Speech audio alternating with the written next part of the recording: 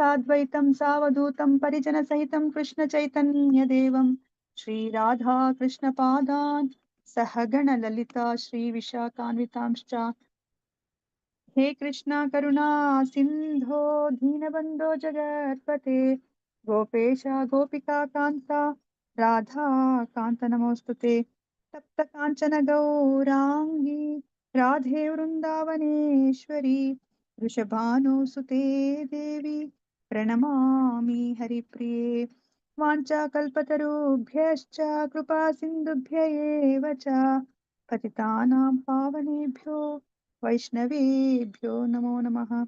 नमो विष्णुपदाय कृष्णप्रेष्ठाय भूतले श्रीमते भक्तिवेदान्त स्वामिन् इति नामिने नमस्ते सरस्वते देवे गौरवाणी प्रचारिणे निर्विशेषा शून्यवादी पाश्चात्य देशतारिणे जय श्री कृष्ण चैतन्य प्रभु नित्यानंदा श्री अद्वैता गदाधरा श्रीवासादि गौर भक्तवृंदा हरे कृष्णा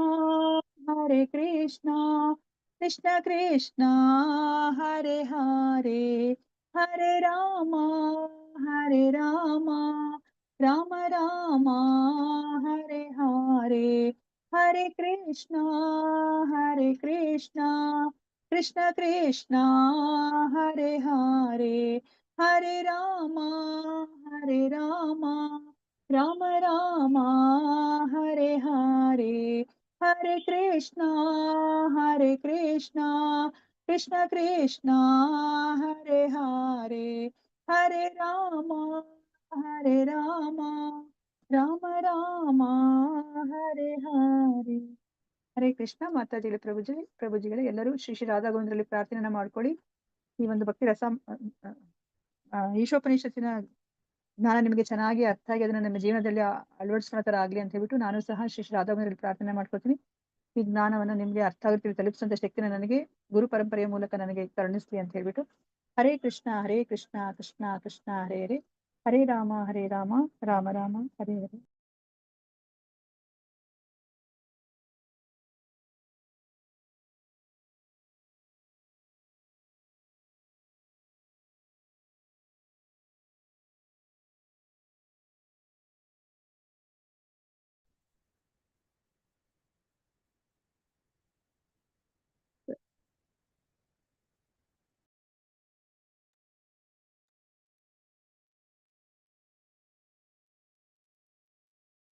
ಮಾತಾಜಿ ಮ್ಯೂಟ್ ಆಗಿದೆ ಹರೇ ಕೃಷ್ಣ. ಸಾರಿ ಪ್ರಭುಜಿ. ಹರೇ ಕೃಷ್ಣ. ಸೊ ಈಶೋಪನಿಷತ್ತಿನಲ್ಲಿ ಎಷ್ಟು ಮಂತ್ರಗಳಿದೆ? 18 ಮಂತ್ರಗಳಿದೆ. ಸೊ ನಾವ್ ಇವಾಗ 12 ಮಂತ್ರಗಳನ್ನ ನಾವು ತಿಳ್ಕೊಂಡಿದೀವಿ. ಸೊ ಅದು ಮೊದಲ 3 ಮಂತ್ರದಲ್ಲಿ ನಮ್ಗೆ ಈಶಾವಾಸ್ಯ ತತ್ವ ಅಂತ ನಾವ್ ಏನ್ ಹೇಳ್ತೀವೋ ಅದ್ರ ಬಗ್ಗೆ ನಮ್ಗೆ ತಿಳಿಸಿಕೊಡ್ತಾರೆ. ಈಶಾವಾಸ್ಯ ತತ್ವ ಅಂತಂದ್ರೆ ಏನು ಅಂತ ಹೇಳ್ತಾರೆ. ಈಶಾವಾಸ್ಯ ತತ್ವದಲ್ಲಿ ನಾವು ಜೀವನವನ್ನ ಮಾಡಿದ್ರೆ ಸೊ ನಾವು ಹಲವಾರು ವರ್ಷಗಳ ಕಾಲ ನಾವು ಇಲ್ಲಿ ಜೀವನವನ್ನ ಮಾಡಬಹುದು. ಇಲ್ಲ ಅಂತಂದ್ರೆ ಈಶಾವಾಸ್ಯ ತತ್ವವನ್ನ ಪಾಲನೆ ಮಾಡ್ತಿಲ್ಲ ಅಂತಂದ್ರೆ ನಮ್ಮನ್ನ ಆತ್ಮಘಾತುಕ ಅಂತ ಕರೀತಾರೆ. ನಾವು ಈ ಮಾನವ ದೇಹವ ಏನ್ ಕೊಟ್ಟಿದ್ದಾರೆ ಭಗವಂತ ಅದನ್ನ ಉಪಯೋಗಿಸ್ಕೊಂಡು ನಾವು ಭಗವದ್ಧಾಮಕ್ಕೆ ಹೋಗ್ಬೇಕು. ಸೊ ಅದನ್ನ ನಾವು ಮಾಡಿಲ್ಲ ಅಂದಾಗ ನಾವು ಅಂಧತಮ ಪ್ರದೇಶಕ್ಕೆ ನಾವು ಹೋಗ್ತೀವಿ ಅಂತ ಹೇಳ್ಬಿಟ್ಟು ಹೇಳ್ತಾರೆ. ಸೊ ಅದಾದ್ಮೇಲೆ ಮತ್ತೆ ಆ ಭಗವಂತನ ಅಚಿಂತ್ಯ ಶಕ್ತಿನ ನಮ್ಗೆ ತಿಳಿಸಿಕೊಡ್ತಾರೆ. ಭಗವಂತನ ಅಚಿಂತ್ಯ ಶಕ್ತಿಯನ್ನ ಅದಾದ್ಮೇಲೆ ಆ ಮಹಾಭಾಗವತರು ಅಂತ ನಾವೇನ್ ಹೇಳ್ತೀವಿ 3 ಅಧಿಕಾರಿಗಳ ಬಗ್ಗೆ ಹೇಳ್ತಾರೆ. ಭಕ್ತಿ ಮಾರ್ಗದಲ್ಲಿ ಬಂದಿರೋರು ಕನಿಷ್ಠ ಅಧಿಕಾರಿ, ಮಧ್ಯಮ ಅಧಿಕಾರಿ, ಉತ್ತಮ ಅಧಿಕಾರಿ. ಮತ್ತೆ ಉತ್ತಮ ಅಧಿಕಾರಿಯ ಆ ಒಂದು ಮನಸ್ತತ್ವದಲ್ಲಿ ಹೇಗೆ ಭಗವಂತನನ್ನ ನಾವು ಅರ್ಥ ಮಾಡ್ಕೋಬೇಕು ಅಂತ ಹೇಳ್ಬಿಟ್ಟು ಮತ್ತೆ ನಮ್ಗೆ ತಿಳಿಸಿಕೊಡ್ತಾರೆ. ಅದಾದ್ಮೇಲೆ ತುಂಬಾ ಮುಖ್ಯವಾದಂತಹ ಒಂದು ವಿಷಯವನ್ನ ನಮ್ಗೆ ಹೇಳ್ತಾರೆ. ವಿದ್ಯೆ ಅವಿದ್ಯೆ ಬಗ್ಗೆ ನಮ್ಗೆ ತಿಳಿಸಿಕೊಡ್ತಾರೆ. ವಿದ್ಯೆ ಅಂದ್ರೆ ಯಾವುದು, ಅವಿದ್ಯೆ ಅಂದ್ರೆ ಯಾವುದು ಅಂತ ಹೇಳ್ತಾರೆ. ಅದಾದ್ಮೇಲೆ ಆ ವಿದ್ಯೆ ಮತ್ತೆ ಅವಿದ್ಯೆ ಎರಡನ್ನೂ ಸಹ ನಾವು ಅಮೃತತ್ವವನ್ನ ಪಡಿಲಿಕ್ಕೆ ಬೇಕು ಅಂತ ಹೇಳ್ಬಿಟ್ಟು ತಿಳಿಸಿಕೊಡ್ತಾರೆ. ಈ 3 ಶ್ಲೋಕಗಳು ಏನಿದೆ ಅದೇ ಒಂದು ರೀತಿಯಲ್ಲೇನೆ ಇನ್ನ ಈಗ ಬರೋ ಈಗ ನಾವು ಕಲ್ತ್ಕೊಳ್ತಾ ಇರುವಂತಹ 3 ಶ್ಲೋಕಗಳಿದೆ. ಸೊ ಇದಕ್ಕಿಂತ ಮುಂಚೆ ನೀವು ತಿಳ್ಕೊಂಡ್ರಿ ಯಾರನ್ನ ಆರಾಧನೆ ಮಾಡ್ಬೇಕು ಅಂತ ಹೇಳ್ಬಿಟ್ಟು ನೀವು ತಿಳ್ಕೊತಾ ಇದ್ದೀರಾ ಈಗ. ಸೊ ಇದಕ್ಕಿಂತ ಮುಂಚೆ ನೀವು ಹಿಂದಿನ ತರಗತಿಯಲ್ಲಿ ಸೊ ನಾವು ಯಾರನ್ನ ಆರಾಧನೆ ಮಾಡ್ಬೇಕು ಅಂತ ನಾವು ಅಂದ್ರೆ ಅದ್ರದ್ದು ಇಂಟ್ರೊಡಕ್ಷನ್ ಕೊಟ್ಟಿದ್ದಾರೆ. ಆ ದೇವತೆಗಳ ಆರಾಧನೆ ಮಾಡ್ಬೇಕಾ ಅಥವಾ ಆ ಒಂದು ಬ್ರಹ್ಮನ್ ಹಂತ ಅಂತ ನಾವೇನ್ ಕರಿತೀವೋ ಆ ಒಂದು ಹಂತವನ್ನ ನಾವು ಅಥವಾ ಆ ಬ್ರಹ್ಮನ್ ಸಾಕ್ಷಾತ್ಕಾರವೇ ಪರಮ ಅಂತ ಒಪ್ಕೋಬೇಕಾ ಅಂತ ಹೇಳ್ಬಿಟ್ಟು ನಮ್ಗೆ ತಿಳಿಸಿಕೊಟ್ರು. ಸೊ ಇವತ್ತಿನ ಒಂದು ಶ್ಲೋಕದಲ್ಲಿ ನಮ್ಗೆ ತುಂಬಾ ಮುಖ್ಯವಾದ ವಿಷಯವನ್ನ ತಿಳಿಸಿಕೊಡ್ತಾ ಇದ್ದಾರೆ. ಇವಾಗ ನಾವ್ ಅನ್ಕೊಂಡಿದೀವಿ ಯಾರನ್ನೇ ಪೂಜೆ ಮಾಡಿದ್ರು ಸಹ ನಮ್ಗೆ ಫಲ ಒಂದೇ ಅಂತ ನಾವ್ ಅನ್ಕೊಂಡ್ಬಿಟ್ಟಿದೀವಿ. ಸೊ ಅದು ಎಷ್ಟರ ಮಟ್ಟಿಗೆ ಸರಿ ಅನ್ನೋದನ್ನ ನಮ್ಗೆ ಇವತ್ತಿನ ಶ್ಲೋಕದಲ್ಲಿ ನಮ್ಗೆ ತಿಳಿಸಿಕೊಡ್ತಾ ಇದ್ದಾರೆ. ಸೊ ಇದು ತುಂಬಾ ಮುಖ್ಯವಾದಂತಹ ಶ್ಲೋಕ. ನಾವು ಯಾರನ್ನ ಆರಾಧನೆ ಮಾಡಿದ್ರೆ ನಮ್ಗೆ ಏನು ಫಲ ಸಿಗುತ್ತೆ ಅಂತ ಹೇಳ್ಬಿಟ್ಟು ಇಲ್ಲಿ ನಮ್ಗೆ ಹೇಳ್ತಾ ಇದ್ದಾರೆ. ಮಂತ್ರ 13. ಅನ್ಯ ದೇವಾಹು ಸಂಭವಾತ್ ಅನ್ಯದ್ ಆಹುರ್ ಅಸಂಭವಾತ್ ಇತಿ ಶುಶ್ರುಮಧೀರಾಣಾಂ ಏನಸ್ತ ವಿಚಚಕ್ಷಿರೆ. ಅನ್ಯದ್ ಆಹುರ್ ಸಂಭವಾತ್ ಅನ್ಯದ್ ಆಹುರ್ ಅಸಂಭವಾತ್ ಇತಿ ಶುಶ್ರುಮಧೀರಾಣಾಂ ಏನಸ್ತ ವಿಚಚಕ್ಷಿರೆ. ಅನ್ಯದೇವಾಹುಃ ಸಂಭವಾತ್ ಅನ್ಯದ್ ಆಹುರ್ ಅಸಂಭವಾತ್ ಇತಿ ಶುಶ್ರುಮಧೀರಾಣಾಂ ಏನಸ್ತ ವಿಚಚಕ್ಷಿರೆ. ಇದಕ್ಕಿಂತ ಮುಂಚಿನ ಶ್ಲೋಕ ಅಲ್ವಾ, ಈ ಸೆಂಟೆನ್ಸ್ ಸೇಮೇ ಬಂತು ನಮ್ಗೆ. ಇತಿ ಶುಶ್ರುಮಧೀರಾಣಾಂ ಏನಸ್ತ ವಿಚಚಕ್ಷಿರೆ. ಸೊ ಯಾವ ಶ್ಲೋಕದಲ್ಲಿ ಬಂತು? ಹರೇ ಕೃಷ್ಣ.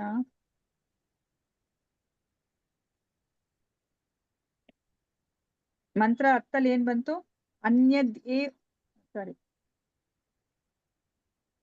ಅನ್ಯದೇವಾಹುರ್ ವಿದ್ಯೆಯ ಅನ್ಯದ್ ಆಹುರ್ ಅವಿದ್ಯೆಯ ಅಂತ ಬಂತು. ಇಲ್ಲಿ ಎಲ್ಲಿ ಸಂಭವಾತ್ ಅಂತ ಇದೆಯೋ ಅಲ್ಲಿ ವಿದ್ಯಾ ಅಂತ ಬಂತು, ಅಸಂಭವಾತ್ ಇರೋ ಕಡೆ ಅವಿದ್ಯಾ ಅಂತ ಬಂತು ಅಲ್ವಾ. ಸೇಮ್ ಶ್ಲೋಕನೇ, ಅದೇ ಅರ್ಥ ಬರೋ ತರನೇ. ಸೊ 10ನೇ ಶ್ಲೋಕ ಮತ್ತೆ 13ನೇ ಶ್ಲೋಕ ಸೇಮ್, ಅಂದ್ರೆ ಸೆಕೆಂಡ್ ಲೈನ್ ಸೇಮ್ ಇದೆ, ಫಸ್ಟ್ನೇ ಲೈನ್ ಮಾತ್ರನೇ ಬದಲಾವಣೆ ಇರೋದು. ಸೊ ಫಸ್ಟ್ನೇ ಲೈನ್ ಅಲ್ಲಿ ಅನ್ಯ ದೇವಾಹುರ್ ಸಂಭವಾತ್ ಇರೋ ಕಡೆ ವಿದ್ಯೆ ಇದೆ, ಅಸಂಭವಾತ್ ಇರೋ ಕಡೆ ಅವಿದ್ಯೆ ಇದೆ. ಸೊ ಇದನ್ನ ನಾವು ಅರ್ಥ ಮಾಡ್ಕೋಬೇಕಾಗಿರೋದು. ಹರೇ ಕೃಷ್ಣ.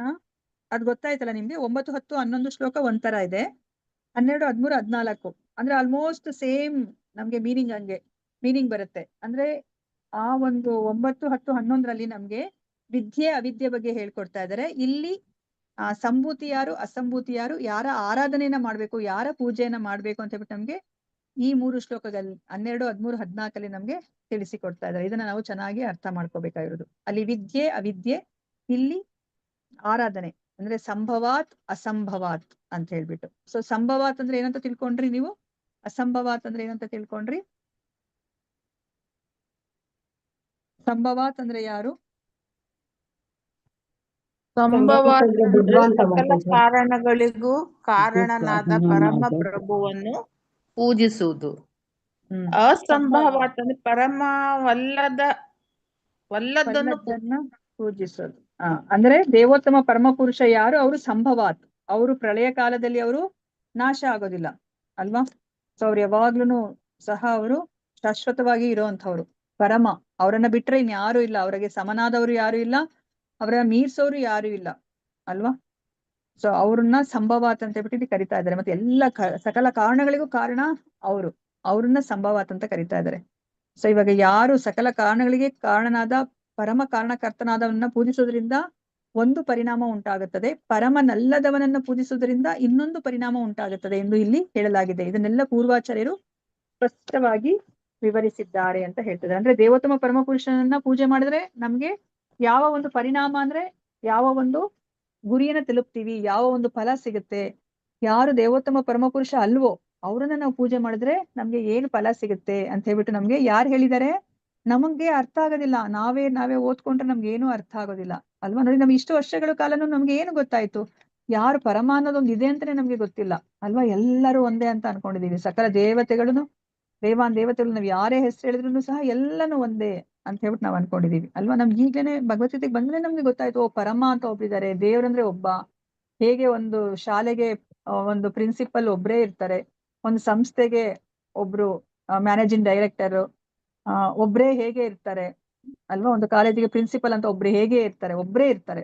ಒಂದು ಸ್ಟೇಟ್ಗೆ ಒಬ್ಬ ಮುಖ್ಯಮಂತ್ರಿ ಇರ್ತಾನೆ, ಒಂದು ದೇಶಕ್ಕೆ ಒಬ್ಬನೇ ಪ್ರಧಾನಮಂತ್ರಿ ಇರ್ತಾನೆ. ಹೇಗೆ ಒಬ್ಬನೇ ಆತರ ಇರ್ತಾರೋ ಅದೇ ತರನೇ ಈ ಸಕಲ ಒಂದು ಸೃಷ್ಟಿಗೆ ಒಬ್ಬನೇ ಒಡೆಯ ಸೃಷ್ಟಿಕರ್ತ ಅಂತ ಹೇಳ್ಬಿಟ್ಟು ನಮ್ಗೆ ಈಗ್ಲೇ ಗೊತ್ತಾಗಿದ್ದು ಅಲ್ವಾ. ನಾವೆಲ್ಲರನ್ನು ಒಂದೇ ಅನ್ಕೊಂಡ್ಬಿಟ್ಟಿದ್ವಿ. ಎಲ್ಲಾ ದೇವತೆಗಳು ಯಾರನ್ನೇ ಪೂಜೆ ಮಾಡಿದ್ರು ನಮ್ಗೇನು ಒಳ್ಳೇದಾಗತ್ತೆ ಅಂತ ನಾವ್ ಹಂಗ ಅನ್ಕೊಂಡ್ಬಿಟ್ಟಿದ್ವಿ ಅಲ್ವಾ. ಆದ್ರೆ ಅದ್ರಲ್ಲಿ ಆ ಪರಿಣಾಮ ಎಷ್ಟು ವ್ಯತ್ಯಾಸ ಇದೆ ಅಂತ ಹೇಳ್ಬಿಟ್ಟು ನಮ್ಗೆ ಭಗವದ್ಗೀತೆ ನಮ್ಗೆ ಅರ್ಥ ಆಗಿದ್ದು ಅಲ್ವಾ. ಭಗವಂತ ಏನ್ ಹೇಳ್ತಾರೆ, ಯಾರು ನನ್ನನ್ನ ಪೂಜೆ ಮಾಡ್ತಾರೋ ಅವ್ರು ನನ್ನ ಲೋಕಕ್ಕೆ ಬರ್ತಾರೆ ಅಲ್ವಾ. ನನ್ನ ಲೋಕಕ್ಕೆ ಬಂದ್ರೆ ಅವ್ರಿಗೆ ಮತ್ತೆ ಈ ಹುಟ್ಟು ಸಾವು ಇರುವಂತಹ ಈ ಒಂದು ಭೌತಿಕ ಪ್ರಪಂಚಕ್ಕೆ ಬರೋ ಅಗತ್ಯ ಇಲ್ಲ ಅಂತ ಹೇಳ್ತಾರೆ. ಅವ್ರು ಬರೋ ಹಾಗೆ ಇಲ್ಲ ಅಂತ ಹೇಳ್ತಾರೆ ಅಲ್ವಾ. ನಾವು ದೇವತೆಗಳನ್ನ ಪೂಜೆ ಮಾಡಿದ್ರೆ ದೇವತೆಗಳ ಲೋಕಕ್ಕೆ ಹೋಗ್ತೀವಿ. ದೇವತೆಗಳ ಲೋಕ ಇರೋದಾದ್ರೂ ಎಲ್ಲಿ? ಈ ಭೌತಿಕ ಪ್ರಪಂಚದಲ್ಲಿ. ನಮ್ಮ ಕ್ಷೀಣೆ ಪುಣ್ಯ ಮರ್ತ್ಯ ಲೋಕಂ ವಿಶಂತಿ. ನಮ್ಮ ಪುಣ್ಯವೆಲ್ಲ ಕ್ಷೀಣಿಸಿದ ತಕ್ಷಣ ನಾವ್ ಈ ಒಂದು ಭೌತಿಕ ಪ್ರಪಂಚಕ್ಕೆ ನಾವು ಬಂದ್ಬಿಡ್ತೀವಿ ಅಲ್ವಾ. ಸೊ ಈ ವ್ಯತ್ಯಾಸ ಎಲ್ಲ ನಮ್ಗೆ ಭಗವದ್ಗೀತೆಗೆ ಬಂದ್ರೆ ನಮ್ಗೆ ಗೊತ್ತಾಗಿದ್ದು. ಮತ್ತೆ ನಮ್ಗೆ ಪ್ರಭುಪಾದರು ತುಂಬಾ ಚೆನ್ನಾಗಿರೋ ಒಂದು ಸಾಮ್ಯತೆಯನ್ನ ಕೊಟ್ಟಿದ್ದಾರೆ ಅರ್ಥ ಮಾಡ್ಕೊಳ್ಲಿಕ್ಕೆ. ಯಾವ ಸಾಮ್ಯತೆಯನ್ನ ಕೊಟ್ಟಿದ್ದಾರೆ? ನಾವ್ ಯಾವ ಒಂದು ಗುರಿಯನ್ನ ತಲುಪ್ತೀವಿ ಅಂತ ಅರ್ಥ ಮಾಡ್ಕೊಳ್ಲಿಕ್ಕೆ ಯಾರಿಗಾದ್ರೂ ಜ್ಞಾಪಕ ಇದೆಯಾ? ಲೆವೆಲ್ 1 ಸಹ ನಾವ್ ಇದನ್ನ ತುಂಬಾ ಒತ್ತಿ ಹೇಳ್ತೀವಿ, ಇದು ತುಂಬಾ ಮುಖ್ಯವಾದದ್ದು ಅಂತ ಹೇಳ್ಬಿಟ್ಟು. ದೇವತೆಗಳ ಆರಾಧನೆ ಅಂತಾನೆ ಬರುತ್ತೆ. ನೀವು ಮತ್ತೆ ಲೆವೆಲ್ 4 ಹೋದಾಗ ಇದ್ರ ಕುರಿತಾಗಿ ನೀವು ಸೆಮಿನಾರ್ ಮಾಡ್ಬೇಕಾಗತ್ತೆ, PPT ಮಾಡಿ ಸೆಮಿನಾರ್ ಮಾಡ್ಬೇಕಾಗತ್ತೆ. ಹರೇ ಕೃಷ್ಣ. ಯಾರಿಗಾದ್ರೂ ಸಾಮ್ಯತೆ ಗೊತ್ತಿದ್ಯಾ? ಅದು ಹೋಲಿಕೆಯನ್ನ ಕೊಡ್ತಾರೆ ಪ್ರಭುಪಾದರು. ಹರೇ ಕೃಷ್ಣ.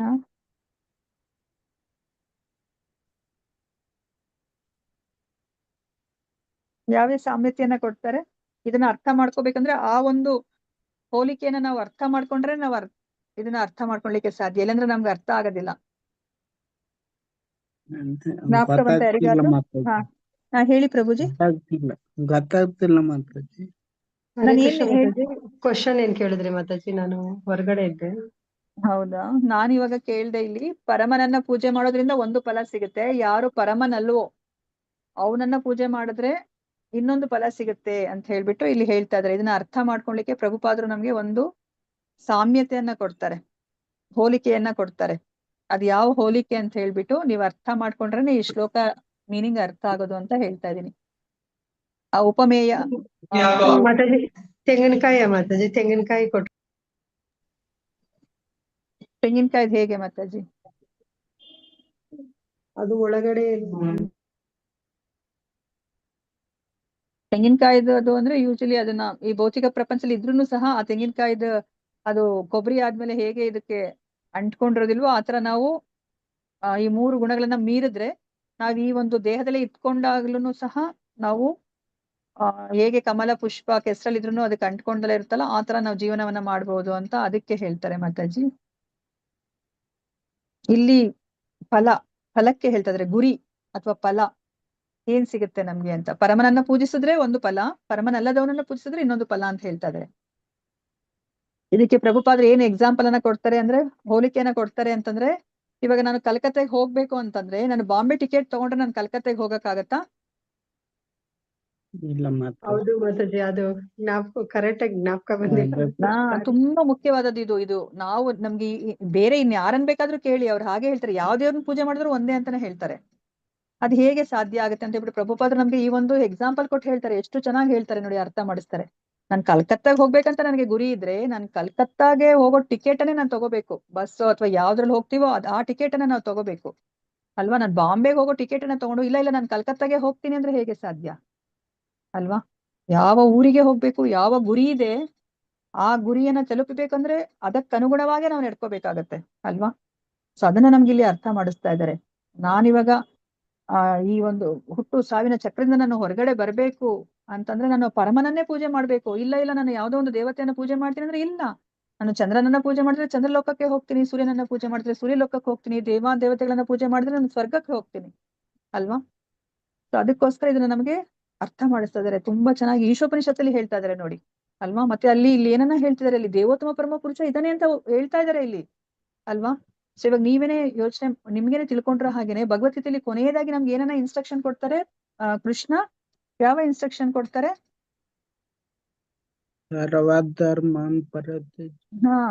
ಮಾಂ ಏಕಂ ಶರಣಂ ವ್ರಜ ಅಹಂ ತ್ವಾಂ ಸರ್ವಪಾಪೇಭ್ಯೋ ಮೋಕ್ಷಯಿಷ್ಯಾಮಿ ಮಾ ಶುಚಃ. ಅಲ್ಲಿ ಏನ್ ಹೇಳ್ತಾ ಇದಾರೆ ಕೃಷ್ಣ? ಏನ್ ಹೇಳ್ತಾ ಇದಾರೆ ಅಲ್ಲಿ? ಎಲ್ಲ ಧರ್ಮವನ್ನು ಪರಿತ್ಯಜಿಸಿ ನನಗೆ ಸರೆಂಡರ್ ಆಗು, ನಾನು ನಿನ್ನ ಪಾಪಗಳನ್ನೆಲ್ಲ ನಾಶ ಮಾಡಿ, ನಾನು ಭಯ ಪಡ್ಬೇಡ, ನಾನ್ ಕಾಪಾಡ್ತೀನಿ ಅಂತ. ಮತ್ತೆ ಯಾರಿಗ್ ಶರಣಾಗು ಅಂತ ಹೇಳಿದ್ರು ಅವರು? ಭಗವಂತ ನನಗೆ, ಕೃಷ್ಣನಿಗೆ ಶರಣಾಗು. ಯಾರಿಗ್ ಬೇಕಾದ್ರೂ ಶರಣಾಗು ಅಂತ ಹೇಳಿದ್ರ ಅವರು? ಯಾರಿಗ್ ಬೇಕಾದ್ರೂ ಶರಣಾಗು, ನಿನ್ ಪಾಪನೆಲ್ಲ ನಾನು ಹೋಗ್ಲಾಡಿಸ್ತೀನಿ ಅಂತ ಹೇಳಿದ್ರ?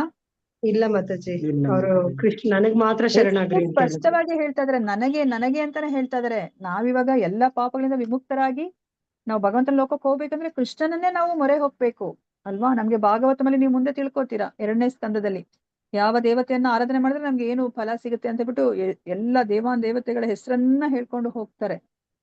ಸೊ ಈ ದೇವತೆಯನ್ನ ಪೂಜೆ ಮಾಡಿದ್ರೆ ಈ ಫಲ ಸಿಗುತ್ತೆ, ಈ ದೇವತೆಯನ್ನ ಅಂದ್ರೆ ಇವಾಗ ಫಾರ್ ಎಕ್ಸಾಂಪಲ್ ಆದಿತ್ಯನನ್ನ ನೀವು ಪೂಜೆ ಮಾಡಿದ್ರೆ ನಿಮ್ಗೆ ಆರೋಗ್ಯ ವೃದ್ಧಿ ಆಗುತ್ತೆ. ಸೊ ಶಿವನನ್ನ ಪೂಜೆ ಮಾಡಿದ್ರೆ ನಿಮ್ಗೆ ಈ ಒಂದು ಜ್ಞಾನ ಅನ್ನೋದು ಸಿಗುತ್ತೆ ಅಂತ ಹೇಳ್ಬಿಟ್ಟು ಈ ತರ ಪ್ರತಿಯೊಬ್ಬರು ಇಂದ್ರನನ್ನ ಪೂಜೆ ಮಾಡಿದ್ರೆ ಏನಾಗುತ್ತೆ ಅಂತ ಹೇಳ್ಬಿಟ್ಟು ಪ್ರತಿಯೊಬ್ಬರ ಹೆಸರನ್ನ ಹೇಳ್ಕೊಂಡು ಹೋಗ್ತಾರೆ. ಆ ಶ್ಲೋಕಗಳು ಬರುತ್ತೆ ನಿಮ್ಗೆ ಭಾಗವತಮಲ್ಲಿ. ಅಂದ್ರೆ ಏನರ್ಥ, ನಾವ್ ಅನ್ಕೊಂಡಿರೋ ಹಾಗೆ ಯಾರನ್ನೇ ಪೂಜೆ ಮಾಡಿದ್ರು ನಮ್ಗೆ ಫಲ ಒಂದೇ. ಅಂದ್ರೆ ನಾವ್ ಇವಾಗ ಏನ್ ಅನ್ಕೊಂಡಿದೀವಿ ಒಳ್ಳೇದು ಅಂತಾನೆ ನಮ್ಗೆ ಏನಂತಾನೆ ಗೊತ್ತಿಲ್ಲ, ಒಳ್ಳೇದಾಗತ್ತೆ ನಮ್ಗೆ ಅನ್ಕೊಂಡಿದೀವಿ, ಯಾವ ದೇವತೆ ಬೇಕಾದ್ರೂ ಪೂಜೆ ಮಾಡ್ಬೋದು ಅನ್ಕೊಂಡಿದೀವಿ ಅಲ್ವಾ. ಯಾವ್ದೋ ಒಂದು ಸ್ಪಷ್ಟತೆ ಅನ್ನೋದು ನಮ್ಗೆ ಇಲ್ಲ. ಅದನ್ನ ನಮ್ಗೆ ಈ ಒಂದು ಶ್ಲೋಕದಲ್ಲಿ ಅರ್ಥ ಮಾಡಿಸ್ತಾ ಇದ್ದಾರೆ. ಸೊ ಇವತ್ತು ಸಮಯ ಕಡಿಮೆ ಇರೋದ್ರಿಂದ ನಾನು ಓದಿಸ್ತಾ ಇಲ್ಲ. ಇದು ಭಾವಾರ್ಥ ಶಿಲಪ್ರಭುಪಾದ ಅವರಿಗೆ ಜಯವಾಗಲಿ. ಇದನ್ನ ಓದ್ಕೊಂಡು ಹೋಗೋಣಂತೆ. ಭಾವಾರ್ಥದಲ್ಲಿ ಏನನ್ನ ಹೇಳ್ತಾರೆ ಇದು ಗೊತ್ತಾಯ್ತಲ್ಲ ನಿಮ್ಗೆ. ಅನುವಾದದಲ್ಲಿ ಏನನ್ನ ಹೇಳ್ತಾ ಇದಾರೆ ಅಂತ, ಪರಮನನ್ನ ಪೂಜೆ ಮಾಡಿದ್ರೆ ಅಂದ್ರೆ ಸಕಲ ಕಾರಣಗಳಿಗೆ ಕಾರಣನಾದವನನ್ನ ಪರಮ ಅಂತ ಕರಿತಾ ಇದಾರೆ ನೋಡಿ. ಈಶೋಪನಿಷತ್ ಅದನ್ನ ಒಪ್ಕೋತಾ ಇದ್ದಾರೆ, ಒಬ್ಬ ಪರಮ ಇದ್ದಾನೆ ಅಂತ ಒಪ್ಕೋತಾ ಇದ್ದಾರೆ. ಇದನ್ನ ನಾವು ಅರ್ಥ ಮಾಡ್ಕೋಬೇಕು ಅಲ್ವಾ. ಇದನ್ನ ಓದಿನೂ ಸಹ ಆ ವಿದ್ವಾಂಸ ಅಂತ ನಾವ್ ಏನ್ ಕರಿತೀವಿ ಅವ್ರ ಅರ್ಥನೇ ಮಾಡ್ಕೊಂತ ಇಲ್ಲ ಅಲ್ವಾ. ಅವ್ರೇನ್ ಮತ್ತೆ ಅದನ್ನೇ ಅವ್ರು ಟೀಚ್ ಮಾಡ್ತಾ ಇದ್ದಾರೆ ಅಲ್ವಾ. ಯಾರನ್ ಬೇಕಾದ್ರೆ ನೀವು ಪೂಜೆ ಮಾಡಿ ಅಂತ ಹೇಳ್ಬಿಟ್ಟು ಒಂದು ಸಿದ್ಧಾಂತವನ್ನ ಅವ್ರೇನೆ ಒಂದು ಉತ್ಪತ್ತಿ ಮಾಡ್ತಾ ಇದಾರೆ. ಇಲ್ಲಿ ನೇರವಾಗಿ ಹೇಳ್ತಾ ಇದ್ದಾರೆ ಅಲ್ವಾ. ಇಲ್ಲ, ನೀವು ಯಾರನ್ನ ಪೂಜೆ ಮಾಡಿದ್ರೆ ಅದೇ ಫಲ ಸಿಗೋದು ನಿಮ್ಗೆ, ಯಾರನ್ನೇ ಪೂಜೆ ಮಾಡಿದ್ರು ಒಂದೇ ಫಲ ಸಿಗೋದಿಲ್ಲ ನಿಮ್ಗೆ ಅಂತ ಹೇಳ್ಬಿಟ್ಟು ಇಲ್ಲಿ ಅರ್ಥ ಮಾಡಿಸ್ತಾ ಇದ್ದಾರೆ ಅಲ್ವಾ. ಸೊ ಭಾವಾರ್ಥ ಯಾರಾದ್ರೂ ಓದಿ, ಒಂದ್ ಪ್ಯಾರ ಓದಿ, ಬೇಗ ಓದಿ. ಹರೇ ಕೃಷ್ಣ ಮಾತಾಜಿ, ಓದ್ಲ ಮಾತಾಜಿ? ಓದಿ ಮಾತಾಜಿ. ಧೀರ ಪ್ರಮಾಣ ಪುರುಷದಿಂದ ಕೇಳಿ ತಿಳಿದುಕೊಳ್ಳಬೇಕೆಂದು ಈ ಮಂತ್ರದಲ್ಲಿ ಹೇಳಿದೆ. ಐಹಿಕ ಜಗತ್ತಿನ ಬದಲಾವಣೆಗಳಿಂದ ವಿಚಲಿತನಾಗದ ಗುರುವಿನ ಆಚಾರ್ಯನ ಬಳಿ ಒಬ್ಬನು ಕೇಳಿ ತಿಳಿದುಕೊಳ್ಳದಿದ್ದರೆ ದಿವ್ಯಜ್ಞಾನದ ನಿಜವಾದ ಅರಿವು ಆಗುವುದಿಲ್ಲ. ತನ್ನ ಆಚಾರ್ಯನಿಂದ ಶ್ರುತಿ ಮಂತ್ರಗಳನ್ನು ಅಥವಾ ವೈದಿಕ ಜ್ಞಾನವನ್ನು ಕೇಳಿ ತಿಳಿದುಕೊಂಡ ಸದ್ಗುರುವು ಆಚಾರ್ಯನು ವೈದಿಕ ಸಾಹಿತ್ಯಗಳಲ್ಲಿ ಉಕ್ತವಾಗಿರುವ ಯಾವುದನ್ನು ಸೃಷ್ಟಿಸುವುದೂ ಇಲ್ಲ. ಉಕ್ತವಾಗಿರದ ಯಾವುದನ್ನು ಸೃಷ್ಟಿಸುವುದೂ ಇಲ್ಲ, ಹೇಳುವುದೂ ಇಲ್ಲ. ಪಿತೃಗಳನ್ನು ಪೂಜಿಸುವವರು ಪಿತೃಲೋಕಗಳನ್ನು ಸೇರುವರು ಎಂಬುದು ಭಗವದ್ಗೀತೆಯಲ್ಲಿ 9.25 ಸ್ಪಷ್ಟವಾಗಿ ಹೇಳಿದೆ. ಅದೇ ರೀತಿ ಮತ್ತೆ ಇಲ್ಲಿಯೇ ಇರಬಯಸುವ ಐಹಿಕ ಸುಖಾಭಿಲಾಷಿಗಳು ಈ ಲೋಕವನ್ನು ಪಡೆಯುತ್ತಾರೆ. ಎಲ್ಲಾ ಕಾರಣಗಳಿಗೂ ಕಾರಣನಾದ ಕೃಷ್ಣನಲ್ಲದೆ ಬೇರೆ. ಹರೇ ಕೃಷ್ಣ. ಕಾಣಿಸ್ತೇನೆ. ಯಾರನ್ನೂ ಪೂಜಿಸದ ಭಗವದ್ಭಕ್ತರು ಅವನ ಆಧ್ಯಾತ್ಮಿಕ ಆಕಾಶದ ಧಾಮದಲ್ಲಿ ಸೇರುತ್ತಾರೆ. ಹರೇ ಕೃಷ್ಣ. ಈ ಪ್ಯಾರನ್ನು ಓದ್ಬಿಡಿ ಮಾತಾಜಿ, ಅದಕ್ಕೆ ರಿಲೇಟೆಡ್ ಇದು. ನಾನಾ ಬಗೆಯ ಅರ್ಚನೆಯಿಂದ ನಾನಾ ಬಗೆಯ ಫಲಗಳು ದೊರಕುತ್ತದೆವೆಂದು ಈಶೋಪನಿಷತ್ತಿನಲ್ಲಿ ಹೇಳಿದೆ. ನಾವು ಪರಮ ಪ್ರಭುವನ್ನು ಪೂಜಿಸಿದರೆ ಖಂಡಿತವಾಗಿ ಅವನ ಶಾಶ್ವತ ಧಾಮದಲ್ಲಿ ಅವನನ್ನು ಸೇರುತ್ತೇವೆ. ಸೂರ್ಯದೇವನನ್ನು ಚಂದ್ರದೇವನನ್ನು ಪೂಜಿಸಿದರೆ ನಾವು ಸೂರ್ಯಲೋಕವನ್ನು ಚಂದ್ರಲೋಕವನ್ನು ಮೇಲೆ ಮಾಡಿ ಮಾತಾಜಿ ಲೋಕವನ್ನು ಭಜಿಸಿದರೆ ನಾವು ಸೂರ್ಯಲೋಕವನ್ನು ಚಂದ್ರಲೋಕವನ್ನು ಸೇರುತ್ತೇವೆ ಎನ್ನುವುದರಲ್ಲಿ ಕಿಂಚಿತ್ತೂ ಸಂಶಯವಿಲ್ಲ. ಯೋಗಗಳನ್ನು ಸೇರಿಸಿಕೊಂಡು ರಾಜಕೀಯ ಡಂಬಾರಾಟವಾಡುತ್ತಾ ಈ ಹಾಳು ಲೋಕದಲ್ಲೇ ಇರಬಯಸಿದರೆ ನಾವು ಖಂಡಿತವಾಗಿ ಹಾಗೆಯೇ ಮಾಡಬಹುದು. ಹರೇ ಕೃಷ್ಣ ಮಾತಾಜಿ. ಹರೇ ಕೃಷ್ಣ ಮಾತಾಜಿ. ಇದು ತುಂಬಾ ಮುಖ್ಯವಾದದ್ದು ನೋಡಿ. ಪ್ರಭುಪಾದರು ನಮ್ಗೆ ಇಲ್ಲಿ ಎಷ್ಟು ಚೆನ್ನಾಗಿ ಭಾವಾರ್ಥದಲ್ಲಿ ಹೇಳ್ತಾ ಇದ್ದಾರೆ. ಪ್ರಭುಪಾದರು ಅಮೆರಿಕಾಗೆ ಹೋದಾಗ ಅವರು ಸ್ಟಾರ್ಟಿಂಗ್ ಅಲ್ಲಿ ಅವ್ರಿಗೆ ಯಾರೇ ಒಬ್ರು ಶಿಷ್ಯರು ಸಿಗ್ಲಿಲ್ಲ ಅಲ್ವಾ. ಅದಕ್ಕೆ ಬೇರೆಯವರೆಲ್ಲರನ್ನೂ ಸಹ ಇಂಡಿಯಾದಿಂದ ಹೋಗಿರೋರೆಲ್ಲರನ್ನೂ ಸಹ ಅವ್ರಿಗೆ ಅಡ್ವೈಸ್ ಮಾಡ್ತಾರೆ.